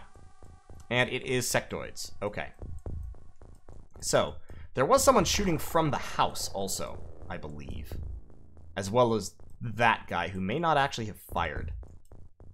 So, let's get resand out. No line of fire on him. Come back this way. Now you should have a line of fire. Resand, come on now. Resand, please. Petrovas, before anyone else gets out, Petrovas, I'd like you to demolish this house. And you knocked out an alien who was behind the wall. Thank you, Petrovas. Doing your man proud. Yeah, sectoid terror missions are the worst. Sectoid terror missions are fucking awful. Absolutely the worst. The skull explosions are nice, though. I like them. I also like the way all of our front few soldiers are heavy weapons guys, except for Resand. It does make this hopefully pretty easy. He says immediately before Herdalas fucking misses with an automatic high explosive weapon. Sometimes. All right, Eric. Kill this clown. I guess Eric is the clown. Welcome to XCOM, ladies and gentlemen. This is how it goes. Sometimes you just have a guy standing in the open in the middle of the daytime, and you cannot shoot him to save your life. Thank God. Alright. And time to debark. Decancan can get into the house. Might get shot. Odds are fairly low. Could happen. Pretty much every activity you take in XCOM has to be preceded by those cautions. Just like, you can go here, might get shot. Relatively unlikely, but possible. Soft Bucket will go back there where he's unlikely to be shot because he has lots of smoke between him and shooters. Mr. Root, Bork, likewise, will fall back into the corner where he's unlikely to be targeted, and Mr. Root can take cover right there. And that leaves the tank, who can continue to explore. Actually, you have a line of fire. Yes, there we go. Okay, blow down that wall. Let's see if there's any aliens behind it. Nope, no aliens behind that wall. Okay, doing fine. Alien, hello. Hello, friend. Another one coming out of the UFO. And honestly, it looks like we might not even have blown up the power core, which would be really nice. Yes, Dima, smoke does decrease your aim, but it's worth it, because it also decreases line of sight. And so many, like playing this game successfully depends almost entirely on controlling enemy line of sight. So, decreasing the chance of hitting in exchange for also decreasing enemy line of sight is absolutely a win. I can't quite fire an aimed shot, which means I want to get further away from potential obstacles. And shoot right there. Okay, that's one. There's another one over on that side. I know I keep swapping legs. If that annoys you, sorry. Fucking deal with it, I guess. Emma. I think Emma can... Yes, Emma should be able to shoot that guy. Oh, God damn it. Is the wall... The wall is blocking her. Alright. So she can't kneel and shoot him.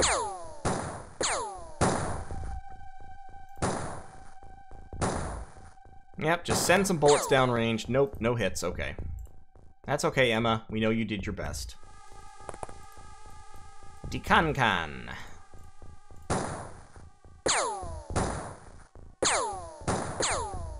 Yep, you shot the tank, but that doesn't matter. It's just a rifle. The tank can ignore that. Well, we've gotten 2 hits, so his stats are going to be shit now, which is good. But we still haven't actually killed him. So, Herdalas, could you come over here, please, and put some high explosives on him? Thank you. Excellent. Just what I was hoping for.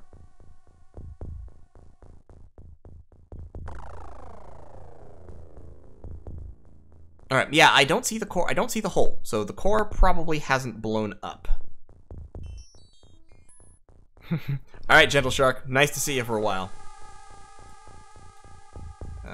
Where is Bork? Bork is back here. That's right. Okay, so what we want is we want Daniel Lampert to run up to the wall so he can get us a little bit more vision. Okay, fine. Tank. Oh, tank under fire. Where that fire is coming from, don't exactly know. But it was kind of in this direction-ish, so... Alright. That fence regrets everything it's ever done in its life. Resand. Come up there and crouch. I would like to put down more smoke in front of you if we could. Eric, do you have a smoke grenade? You do. Prime that up. Fun fact, letting people die carrying smoke grenades is actually a pretty good idea, because it means if they die, then the smoke explodes where they were, and hides the rest of your troops from alien vision. Unfortunately, it also hides the aliens from your vision if your guy who was furthest ahead dies. So, you know, kind of a pros and cons situation, but can be worth doing if you're really worried about sudden, instant alien death, which, let me be clear, you should be worried about that. That should concern you a lot.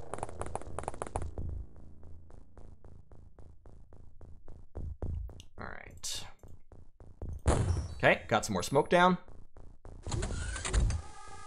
Alien door. Another alien door. And... looks like 2 more came out to play. That is okay by me. Can't see him. Okay, so, Herdalas. I actually don't want Herdalas to be the ones taking the shots here because I don't want to destroy all the alien artifacts. So let's just send some lead downrange real quick. Yep, shot the tank again. Don't worry about it. Tanks are durable. Decancan got a hit there. Let's try another snapshot real quick. Ooh! Decancan, good job. Knocked him out. Didn't kill him, but knocked him out. That's fine. And you can take a step to the side. Sop Bucket can come up here. And... I might actually be able to crouch now since I blew up that fence. Nah, I think the hedge would block me. Sop Bucket, not quite so good. Back behind the wall of shame. Herdalas, pull off to the side a little bit so that Emma G can walk up. What do we got? 19. So if we have 38, we can fire twice. Great. Hopefully this is the last one. He says, not actually believing. Okay. All right, we're scaring the hell out of these hedges and such. Daniel, run down that way, please. Oh, you can get a shot. I don't want you to take a shot, though, because you'll be shot and killed. Resand, can you aim a shot? No, you can't. Fucking fences. Who needs them? Fences and stone walls are the enemy. More than the aliens ever were. Mr. Root. Get over to that side, and...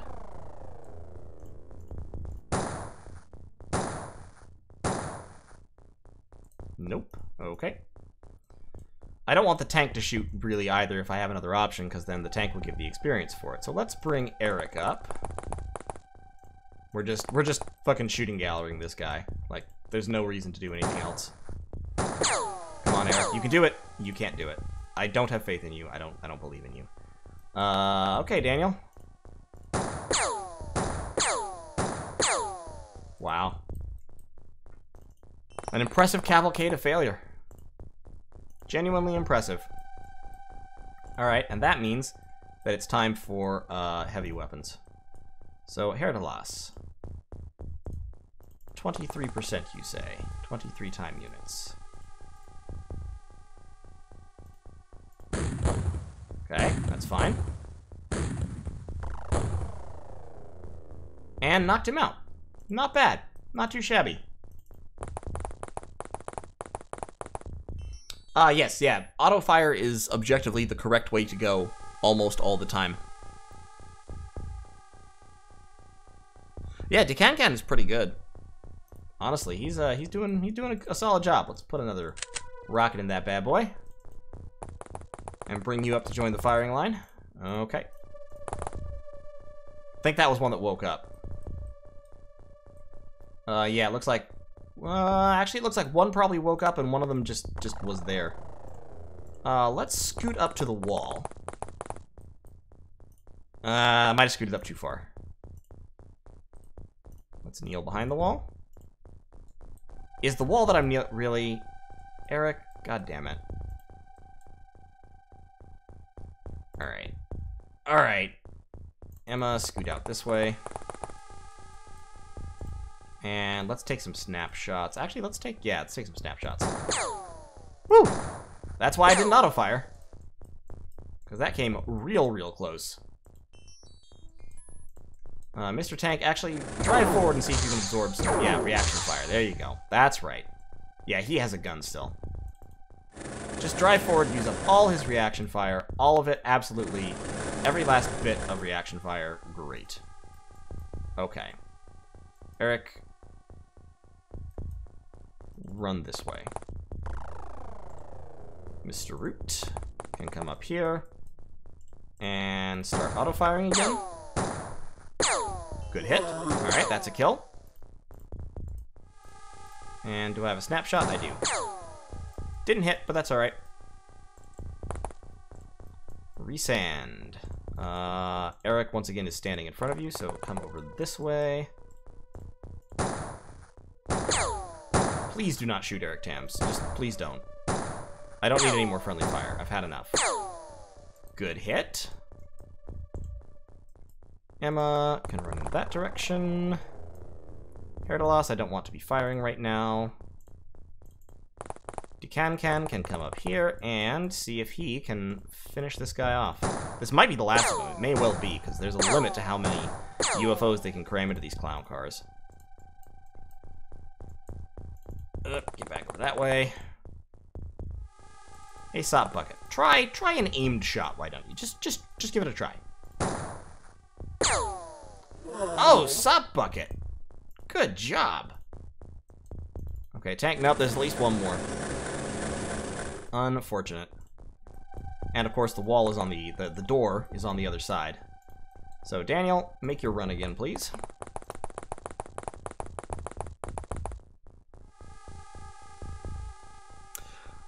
I don't find reserve TU button to be super useful because, as I said, whether you get a reaction shot or not depends heavily on how many time units you have left. So basically, especially on the higher difficulty levels, if you want reaction fire, you have to just not move. If you move, you're kind of accepting that you're not going to get to take reaction shots because the aliens are faster than you are, all of them. So I don't find it to be very useful, to be honest. Alright. Where are you, you bastard? Hey, Herdalas, how's it going? You are in the gang. Where are you? There you are. Here you are with your little autocannon. I would like to note that the heavy weapon team is actually moving forward to breach, which wasn't exactly my plan, but it will work, I guess. Please. Daniel, come on now. I don't want you shooting right now because you'll destroy loot.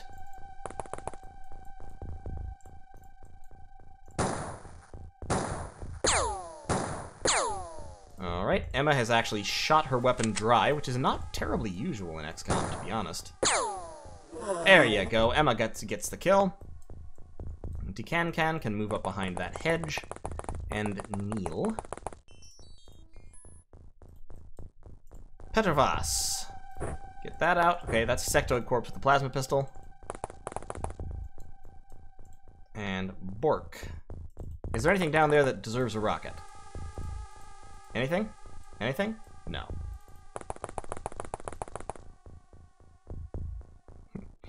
Alright, Imperialis, we'll see you again in a little bit.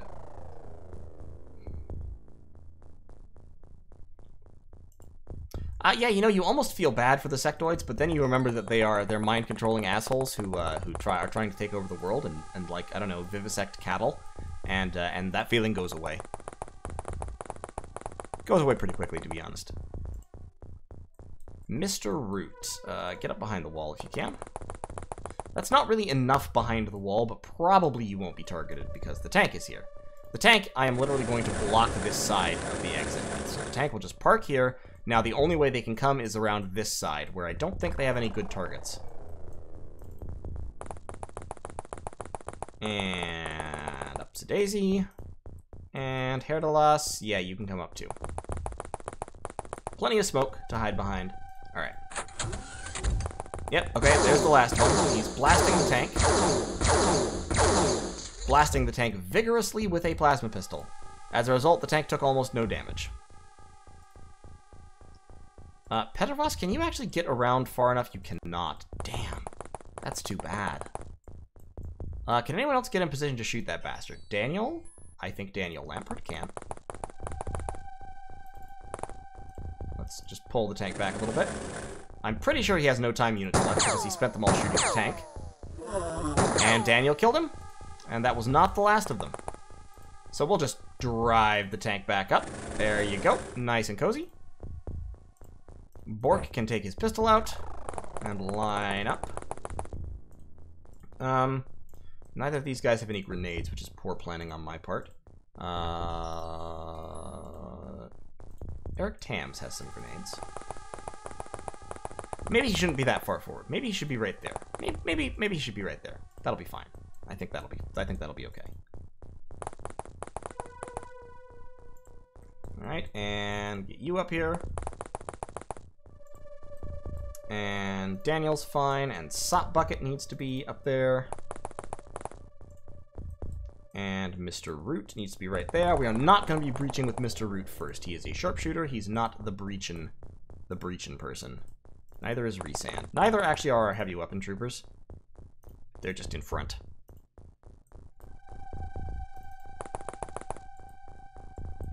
I don't think...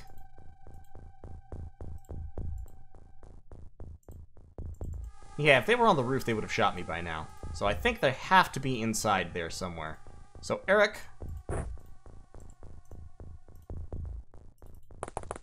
be prepared.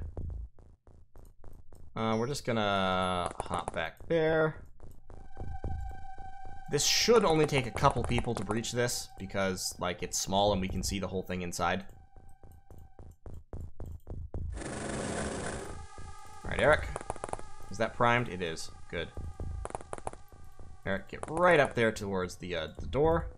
Actually, open the door. And huck that thing inside. Oh, god damn it. Oh, no. Oh, come on, get it in. Get it in there. Get it in there. Get it in there. Fuck. Eric, why you gotta be left-handed?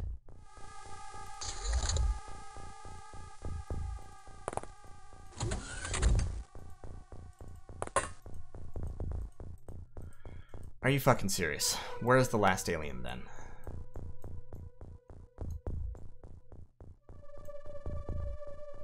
Is it this guy? Oh my god, is it that guy that we stunned right at the beginning, just stood up and wandered around? I thought we killed him. I thought we killed him. He got up and started oh, fuck you. Fuck you.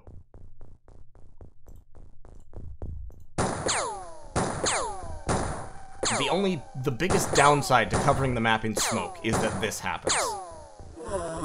Alright, there we go. No casualties. Easy mission. Good stats. Got some more Illyrium. Didn't even blow up blow anything up. Lots of good things happened. Lots of people got pluses to strength. Lots of people got pluses to accuracy. Herdalas got a significant plus to accuracy. So did Decancan, who deserves it. Decancan also got a whole bunch extra HP for some reason. And extra time units. Excellent. Good stuff. Good stuff. And lots of promotions. Resand has been promoted to captain, Herdalas is a sergeant, Decancan and Mr. Root are both sergeants as well. We are doing so good. We're doing so good. Tossing a grenade in there wouldn't have blown up a lot of stuff. Just some-ish. You know, a little bit of stuff. Once again, we can sell off a bunch of plasma pistols. Might as well keep the clips, I guess. I'm going to sell the plasma rifles. Don't need all those mine probes, and I only need one sectoid corpse. So that's a cool 1.5 million. Excellent. Excellent, excellent, excellent. And let's, is there anything else I really want to build right now? I've got a living quarters. I could actually use another living quarters, because I know I'm going to be using it. So I might as well build it now.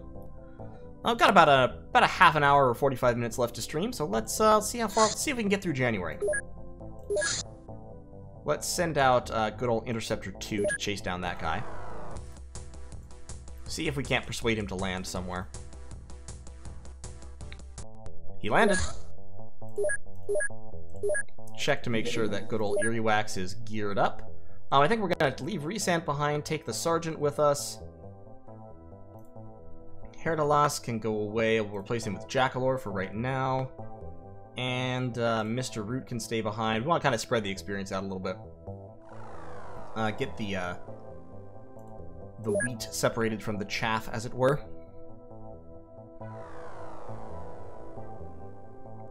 Galdir, you know, I just don't think about those things because I'm like, you know, we're selling everything on the open market, man. We're selling corpses, we're selling dangerous weaponry, we're selling mind-reading devices. Like, it's not that big a deal, or rather, it is, but fuck it. We don't have much to say about it, you know? So, eh. I'm critically short of rifle ammunition, so I need to buy some of that. I do have plenty of pistol ammunition, which is good. You've got... Petrovas is fine. Everyone needs, I believe, I've literally forgotten in the short moments that I wasn't looking, but I think this is a nighttime mission, which means everybody needs those. Iago can have that, and grenade, and grenade, and grenade, and light. Light. You already have a light, but you can have another light. You can have a light, Emma. Decancan, who actually has a really high strength now. He's up to strength 40. Impressive. Tons of grenades for Decancan. Daniel Lampert has a light. Sop Bucket has a light. Phaonix has a light. Okay. I think we're good to go.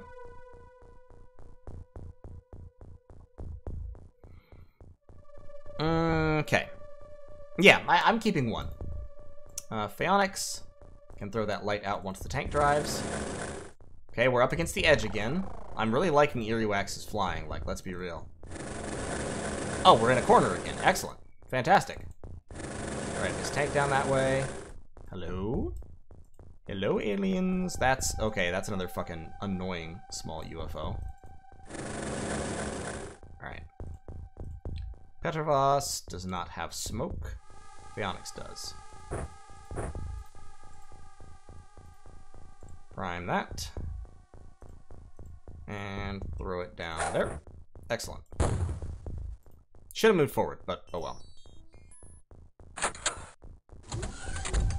Okay, standard door, UFO door, UFO door. Lots of hidden movement. Long hidden movement phase. That's bad. Petrovas. Get some light out. And hide. Iago. So we've got a light source out there. We could use a light source down this way and one up in the corner. Get some light out there. And pull back into the smoke as far as you can. Let's see if we can get a light to the south as well. Phaonix can take that. Go there. We have to step away from the Skyranger in order to throw effectively, because of those little wing things that it has on it. Get a light out that way. Fall back into the smoke.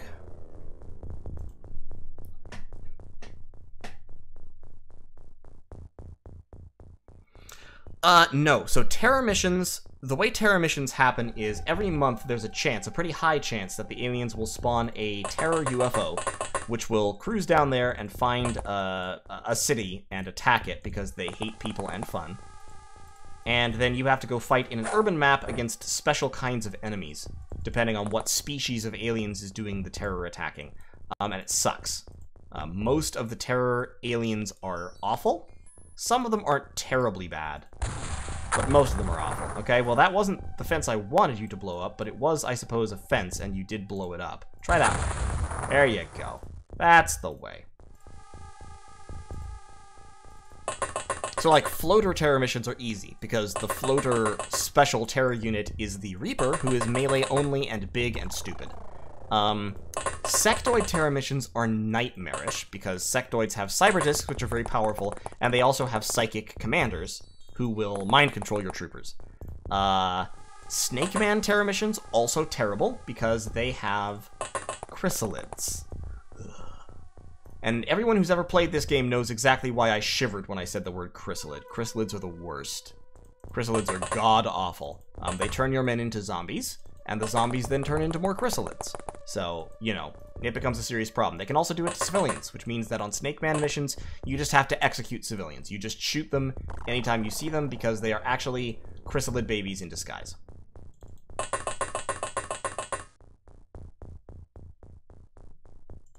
Fences are the enemy. The aliens, secondary. Fences are the real foe here.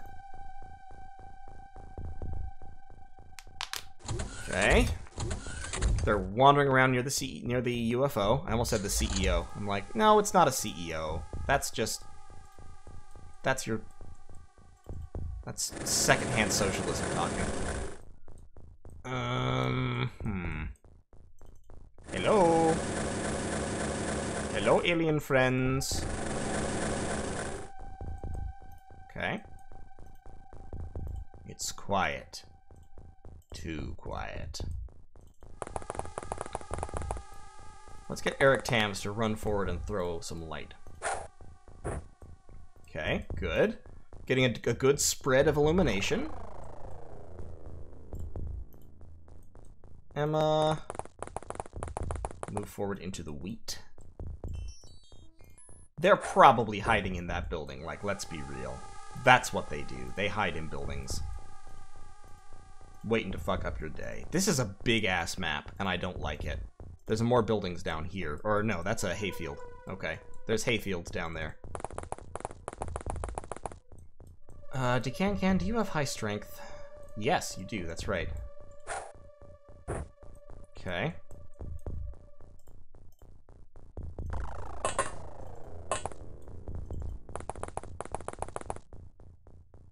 Yeah, classic chrysalids are much more powerful than remade chrysalids, because yes, the spotting mechanics are very much on their side, and they have so many time units they can actually run from entirely outside your vision, turn somebody into a zombie, and then run back into cover without anybody being able to shoot them. It is the worst. Okay, so we've got some smoke cover. We've got lights out to a reasonable range, albeit not quite far enough, I would say. At this point, we're just kind of trying to figure out where the aliens are, because they are absolutely hiding. They do not want to let me see them, which is a problem, because I want to see them. Okay, I can't get an aimed shot. I could snapshot a rocket down that way, and I think I will.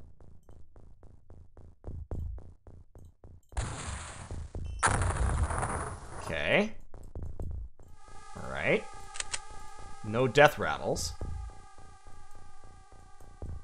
Jackalore. Put some shots through that window. See if you can knock down a wall or two. Nope, no wall broken. Okay. Bork wants to... We want to have Bork do that, actually. Because Bork's rockets can absolutely destroy walls. So come down that way. I need 25 for a snapshot. Alright. Okay, good. There you go. We did destroy an electro flare in the process of that, but it was worth it to open up some sight lines. Jackalore, get further back into the smoke. Also, something to keep in mind, smoke does cause inhalation damage, which is essentially fatigue. If this fills up the bar, then you fall unconscious. That said, it's absolutely worth the trade-off. I love smoke. Smoke is your friend. In fact, I'm going to deploy some more of it. Right there. And that is completely canceled by wearing armor. If you wear armor, you don't get any smoke inhalation damage. They are just doing nothing. What is happening?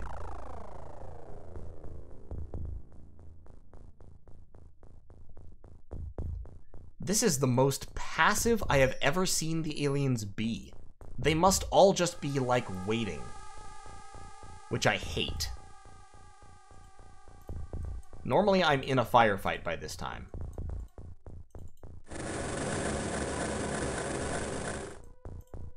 Alright, fuck this orchard. Ah, yes, we lit a fire. Excellent. More buildings. Fuck. Buildings are the worst. Okay, so we can be... I was about to say we can be pretty sure that we're not in range of any aliens, but that's not actually true. We cannot be sure of that. But we can be sure that we can send Daniel Lampert down this way. How long is the map? That's the end of the map. That's the edge right there. So... that's the edge right there as well. I'm concerned. I'm concerned about this whole situation. Daniel has good smoke cover on all sides, so he should be safe. Sop Bucket has another light he can throw, so let's come down this way. In case I haven't, I just realized I haven't actually explained the light mechanics. You can see lighted squares as if it was daytime. Most of the time. So they enable you to fight on an even keel with the aliens, essentially.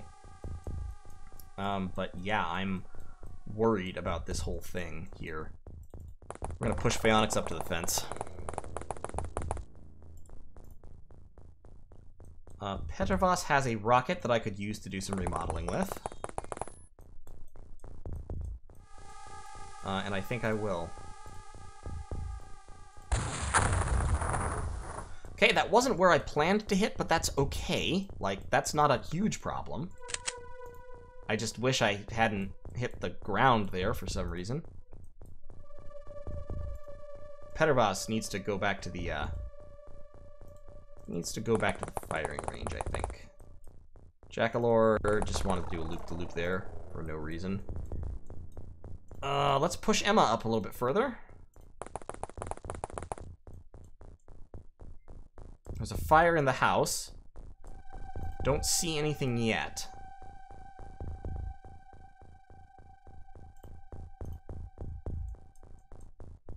Decan-can come over this way.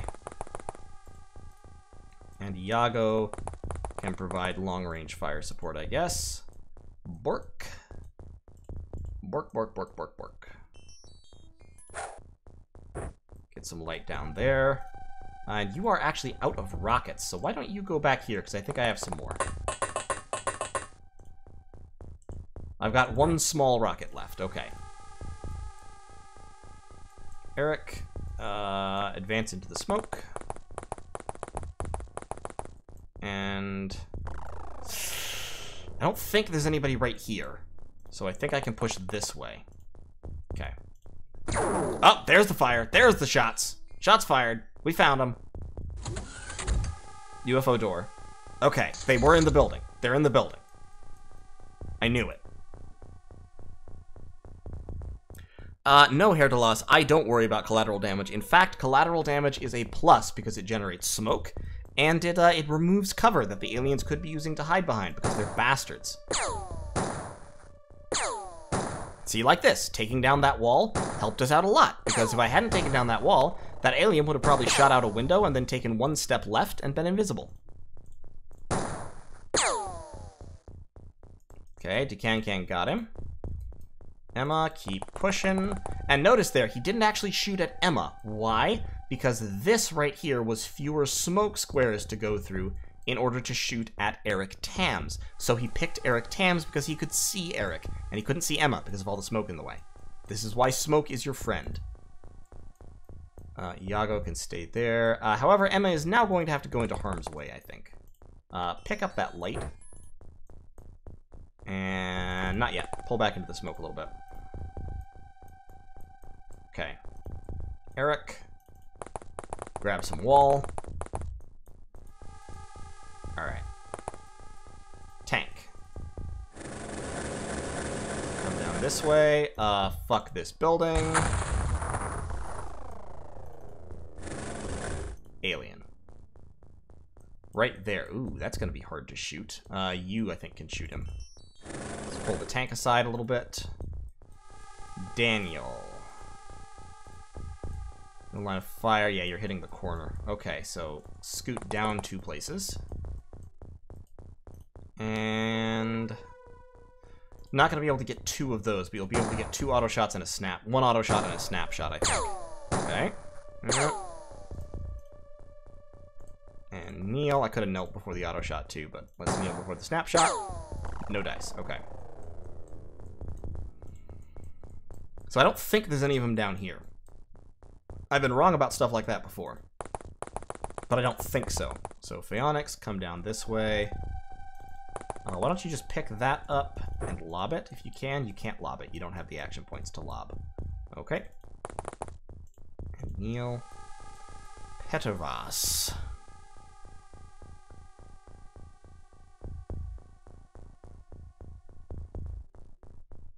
Yeah, smoke does lower your aim, but your aim is already bad, and the aliens is not. So being, as I said earlier, being able to control what the aliens can see is a lot better than being able to aim slightly better at what you can see. Just because otherwise, if you don't control what the aliens can see, then they can see you and you can't see them, which means they win.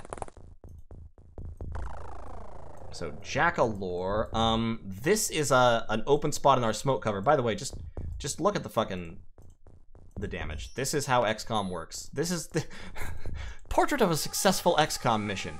Everything is leveled. Literally nothing survives. Jackalore, I want you to fill that hole in our smoke cover. Why can't you throw there? Because you're kneeling, that's why. Okay, yeah, fill that hole in our smoke cover. Iago, push up. Bork, reload your gun, pick up another light. Prox grenade, another smoke grenade. Alright, that should be good. And Eric is happy right where he is, where he's not being shot.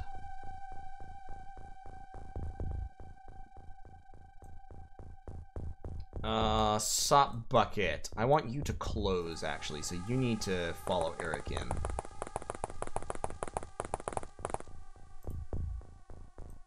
Okay. Alright. Yep, shooting the tank. That's fine. Shooting the tank is fine. Hello, friend. Tank did take some damage, but not all that much. So what do we got? We got an alien in the building. We got an alien still standing over there, and now we've got an alien right up here, who should have used up pretty much all of their time units. So I think we can just come around here and... yeah, do that. Great. Can we shoot? Can we hit him? No. Okay, we need a rock. Damn it, we need a... now we need a rocket, and we've used them all up.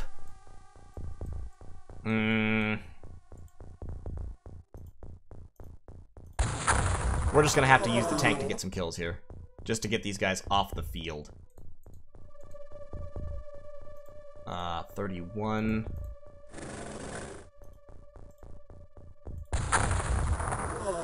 Okay, good. So that's 2 aliens dead by the tank's hands, which is fine. Lots of smoke now. As if there wasn't already lots of smoke. Yeah, there's no aliens down there unless they're hugging the edge of the map, which they usually don't do. I'm not gonna say they wouldn't, but usually they don't.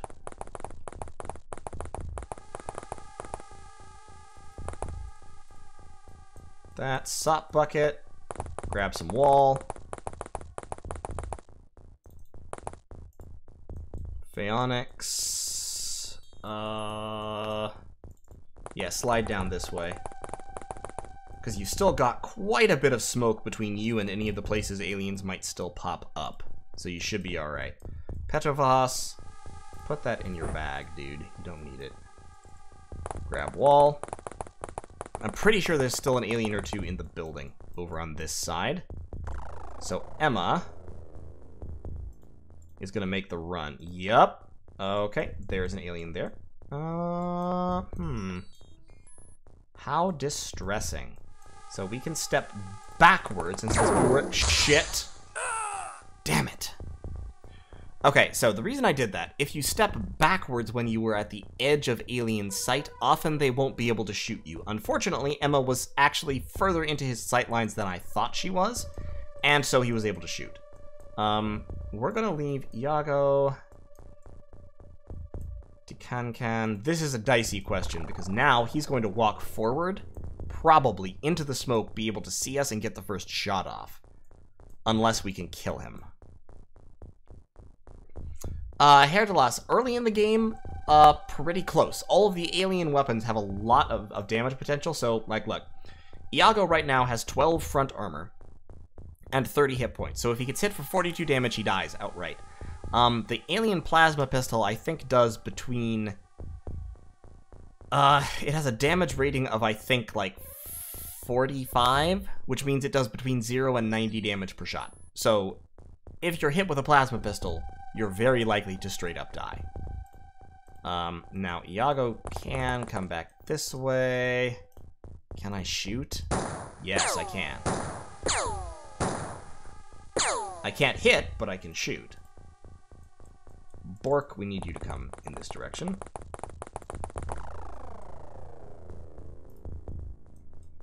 Eric, grab some wall. Yeah, you can survive shots, because it's possible for shots to do literally 0 damage. Or for shots to do almost 0 damage. It's just unreliable and unlikely. Jackalore. Okay, so how are we split up right now? We've got 1, 2, 3, 4, 5 guys down that way. We've got 1, 2, 3, 4 guys up here, plus 1 dead.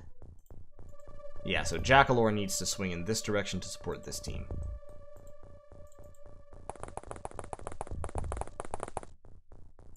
Okay.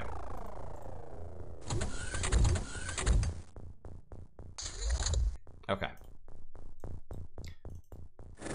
Let's drive the tank back here again. So we've demolished that building, killed the aliens inside. Tank's gonna come this way and see if that guy went back into the building. He did not. He walked up that way. That is perfect. Fantastic. Thank you, friend. Oh. Excellent. That was a good way to expend our last rocket. Alright, so... that means the only place there could still be aliens, there could still be aliens in this building, on the second floor or back here, but if there were, they'd probably be shooting at me already. There could be aliens down here in this corner, and of course there can be aliens in the UFO. Yeah, they're mostly getting plasma pistols. We're gonna get a proximity grenade on Sop Bucket. And we're gonna have Sop Bucket run over this way and prepare to prox grenade the alien door. Eric Tams, meanwhile, he's fine. He doesn't need to do anything right now. Daniel Lampert can run down. There could still be an alien in here as well. That's possible. Phaonics has a spare rocket, actually, so... where is a rocketeer? We got Bork, and we've got Petrovas. So, Phaonics is going to take that rocket, and he's going to throw it over to Petrovas. Out of range, out of range, out of range. Okay, throw it right there. Petrovas, go pick up the rocket. Shove it in your launcher. Great. So now we can use that rocket on this orchard, because fuck trees. Next turn. Jackalore, meanwhile... we need to can up front. Hey, Emma didn't die, coward. Well, I mean, she was shot in the back, so... You know, draw your own conclusions, I guess. Eric, come up here. Please don't grenade me. I have so much to live for. Hide behind that tree real quick. Yeah, that'll be fine. There's another one. Okay. We've got pretty decent sightlines on their door now. The fire went out. Shit. That's unfortunate. Decan. Please hit the alien. Please hit the alien. I'm begging. Thank you. Excellent. Decan. 2 kills for Decan. He is doing God's work. Petrovas. Fuck that tree. Great. And that is, I think, officially all the... no, I think somebody else was carrying a rocket. I think we still got another rocket around if we need it. Daniel... Pick up that light. And move it forward, please. Alright. That's the edge of the map. Okay, so we basically cleared the orchard.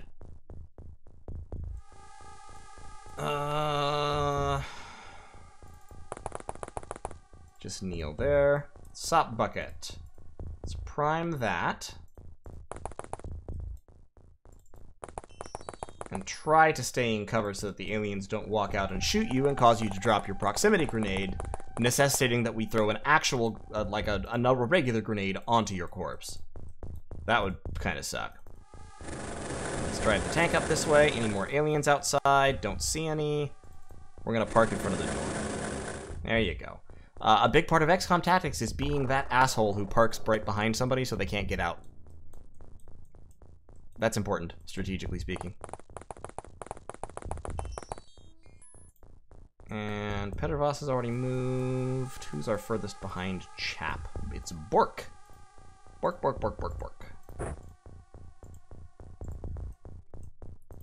Iago. I don't really want to make the Thunder run. They've been trying to get into this house. They've been trying to get up onto that sniper vantage, and we've just been shooting them as they run. So I think Iago can just stay here and take shots if necessary. Bork can try to grab some wall. And Decan can stay there. Sop Bucket, Phaonix, Petavas, Jackalore can get down this way. We're doing good. This has been a good mission so far. Oh, he was the stunned one. That's right. Okay. Ah, fuck. They destroyed the... Damn it. They blew up the tank. Alright, Eric. So here's the plan.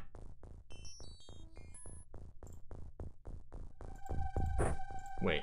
You didn't have the proximity grenade. Sop Bucket had the proximity grenade. Damn it. Okay. Fall back there. Sop Bucket.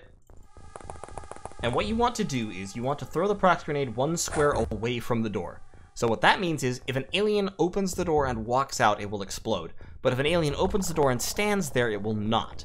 And the reason to do that is because very often aliens will walk up. If you throw it right in front of the door and have guys spaced around, aliens will walk up, open the door, see your guys, take a shot, which doesn't trip the prox grenade, and then let the door close. If you have it out here, they will try to walk out of the door in order to see you, and the prox grenade will go off. I want to back up a little bit. I'm worried that it might hit me there.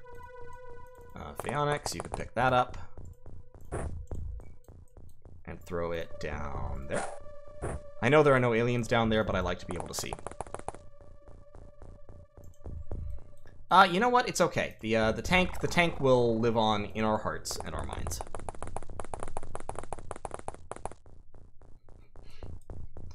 Don't worry, Eric. You're fine. See? You're right here. You'll be alright. Unless an alien walks out, tanks the proximity grenade, comes around the corner, and shoots you in the back. In which case, you'll be dead. But odds are low. Pretty low. Fairly low. Could be worse. Could be raining. So I know there's at least 1 alien still in there. The prox grenade will blow up the next guy to come outside. I don't think there are any aliens left out here. So we're gonna make the Thunder run real quick.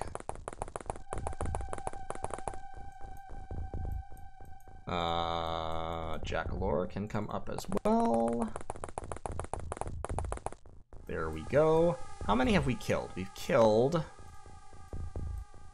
1, 2, 3, 4 over here. 5, 6. I think it's only 6, isn't it? Because those are all just lights. 7. One of them was up here as well.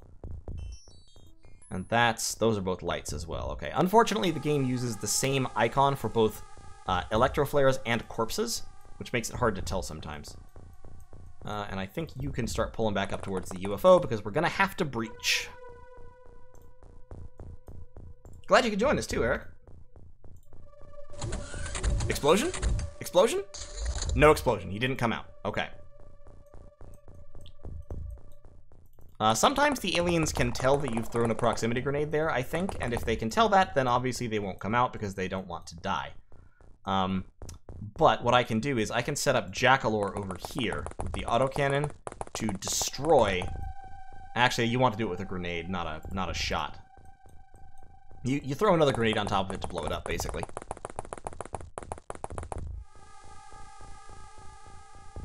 Can I blow up the walls of the UFO? No. There are only 2 weapons in the game that can destroy UFO walls. One is the heavy plasma, and it can't destroy exterior UFO walls, only interior UFO walls.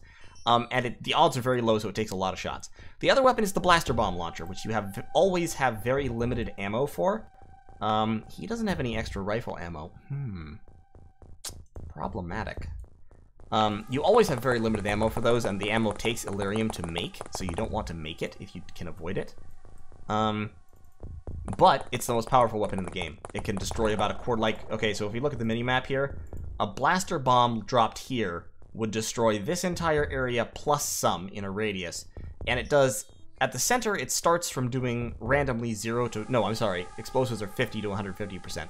So at the center of the explosion, it does 100 to 300 damage, and then it goes less progressively as it goes out, like all explosives do. But even at the edges, a low HP alien is very likely to be killed by a blaster bomb miss. A blaster bomb hit will kill anything in the game, except, I think, a full health Sectopod that gets lucky. No, it'll kill a Sectopod, actually. Sectopods are 4-tile enemies, so they take the damage 4 times. So, in other words, the answer to your question is, I have to use the door because I cannot make my own door. Fuck you, aliens. Come on out. There you go. Got one. Fuck. Fuck. Fuck. We don't get reaction. Oh god, why not? Jesus Christ. See, this is the problem with the whole reaction shot setup. They'll just walk out and shoot you and you won't get reaction fire. It's terrible. Okay.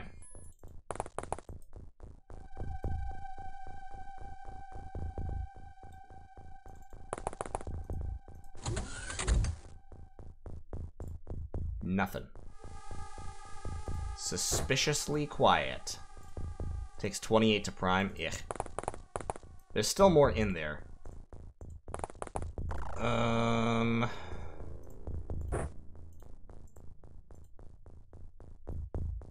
Takes 11. Okay, so what we're gonna do is we're actually gonna drop this. No, we can't drop it. Shit, it's a prox grenade, that's right. I was about to say, we're gonna drop it and transfer it to somebody else, but we can't do that because if anybody else moves after we've dropped it, we're fucked.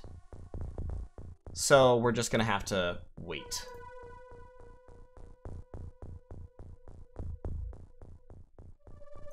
Petervoss, get ready to shoot over him. Sop Bucket, Eric Tams. Eric. Okay.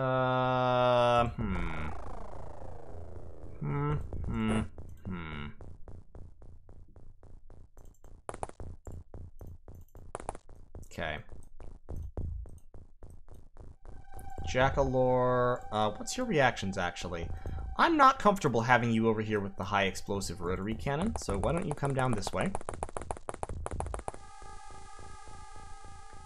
And DeCannon will walk up here.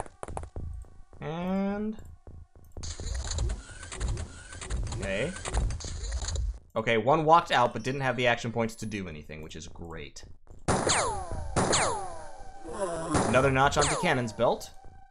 Still haven't ended the scenario. So Phaonix. Ooh, I don't want to prox grenade all those corpses. They've got delicious loot on them.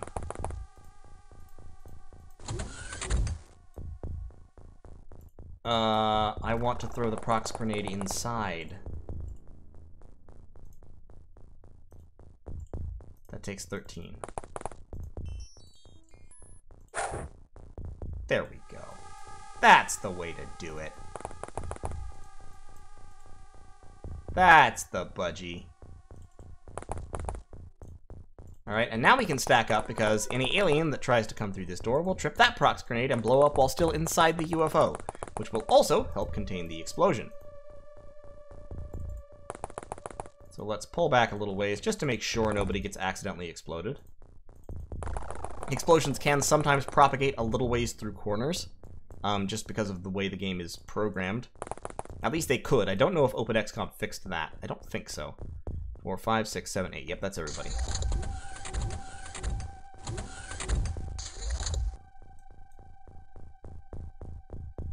And let's kneel. Kneel. And kneel. And kneel. And kneel. And actually, Jackalor, go over here. And Decancan has exactly 1 bullet. And Bork can stand right there, and we will wait. Coming out? I know you want to come out. I know you want to come out, dude. There you go. Okay. Excellent. So now, prime that one. Takes 14 to throw. We'll shift you aside. We'll actually have you go up and open the door.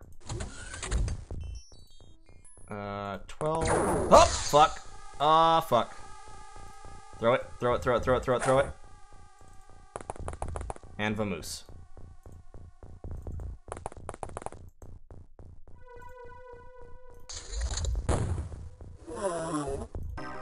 Excellent.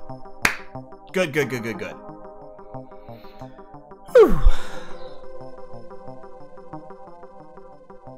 Okay, great. So 12 aliens killed, 10 corpses, 22 artifacts recovered. We did lose 2 guys and a tank, but that's all right.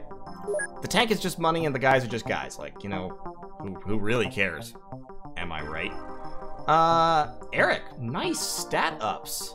+1 throwing accuracy. Nobody who got accuracy. Decancan got another +2 accuracy, and Sopbucket got +1. Stamina ups. No, sorry, strength ups. Lots of stamina ups, lots of time units ups, and Iago got +4 HP for no reason that I can recall. So, good job, everybody. We lost 2 more people, but it's alright. Worse things have happened to us. Some of you may die, but that is a sacrifice I'm willing to make. Overall, good job. Really excellent. We are going to have to sell some stuff and buy a new tank, which is probably the biggest disappointment of the whole thing. We got a lot of plasma rifles that time, which sell for a good amount, and we got some more plasma pistols. I could sell some of those clips. We're going to sell off some more mind probes and some bodies to taxidermists or fetishists or something. I don't know. We don't ask these questions. We just sell them. Yeah, our soldiers are getting pretty good, to be honest. Resand is up to almost 70 firing accuracy, plus the strength, high strength. Phaonix is up over 70 firing accuracy, and good health. The little highlighted areas, obviously, are what you've gained. Petrovas isn't such a coward anymore.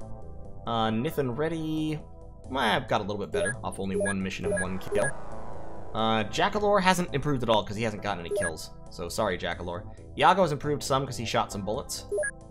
Herdalas actually went up quite a bit on that the strength of that one mission. Good health, good firing accuracy. Bork got some extra strength. We need to send Ernie on a mission because he's good. He's pretty solid. Eric got some more time units, more stamina, more throwing accuracy, oddly enough. Not so odd, we were throwing a lot of grenades. But we need to buy some more of those, by the way. We need to buy some more smoke, and some more standard grenades, and a bunch more prox grenades, and some more electro flares, because I think a few of them got destroyed. Does the size of the increase indicate the skill was low? No. It's related to what they did in the mission, and then there's also a random factor. So sometimes you'll see people get, like, health increases despite never being shot, or never really doing much of anything with their health. And they'll just it'll just increase for no real reason. So it's hard to predict, but we're doing well on funding. I mean, it's only the 17th of January. Let's see if we can burn through the rest of the month here. Alien containment, good. 22nd, terror mission. Shit. Okay, I was a little bit worried about this because I don't have time before I have to end this stream in order to do a terror mission, so we are going to have to stop short of the terror mission, but terror missions are something that you do kind of have to react to. The way this game works is you get a score at the end of every month, and so do the aliens, and the two are compared, and if your score is positive, then you get an increase of funding, of the money that you get at the start of every month, and if it's negative, then your funding goes down in different areas. Different nations are responsible for giving you funding, so we can see here, finance, income by nation. You can see the US gives us like, this is hundreds of thousands, so the US gives us about 800 grand, Russia gives us about 400 grand, the UK gives us a little more, and you can go through all these nations and you can see who gives you the most money out of all of the funding nations. The top is by far the USA. Most of the European nations are kind of down in the middle, and then there's a few nations that are quite low, like Spain gives you almost nothing. But, so your goal here is to keep all these people happy, which you do by scoring highly. You score highly by killing aliens, finding alien technology, completing research, and stopping aliens from completing missions. This was actually one of the things that's great about this game that the new game does not have. The aliens in this game are trying to complete missions and earn score just like you are.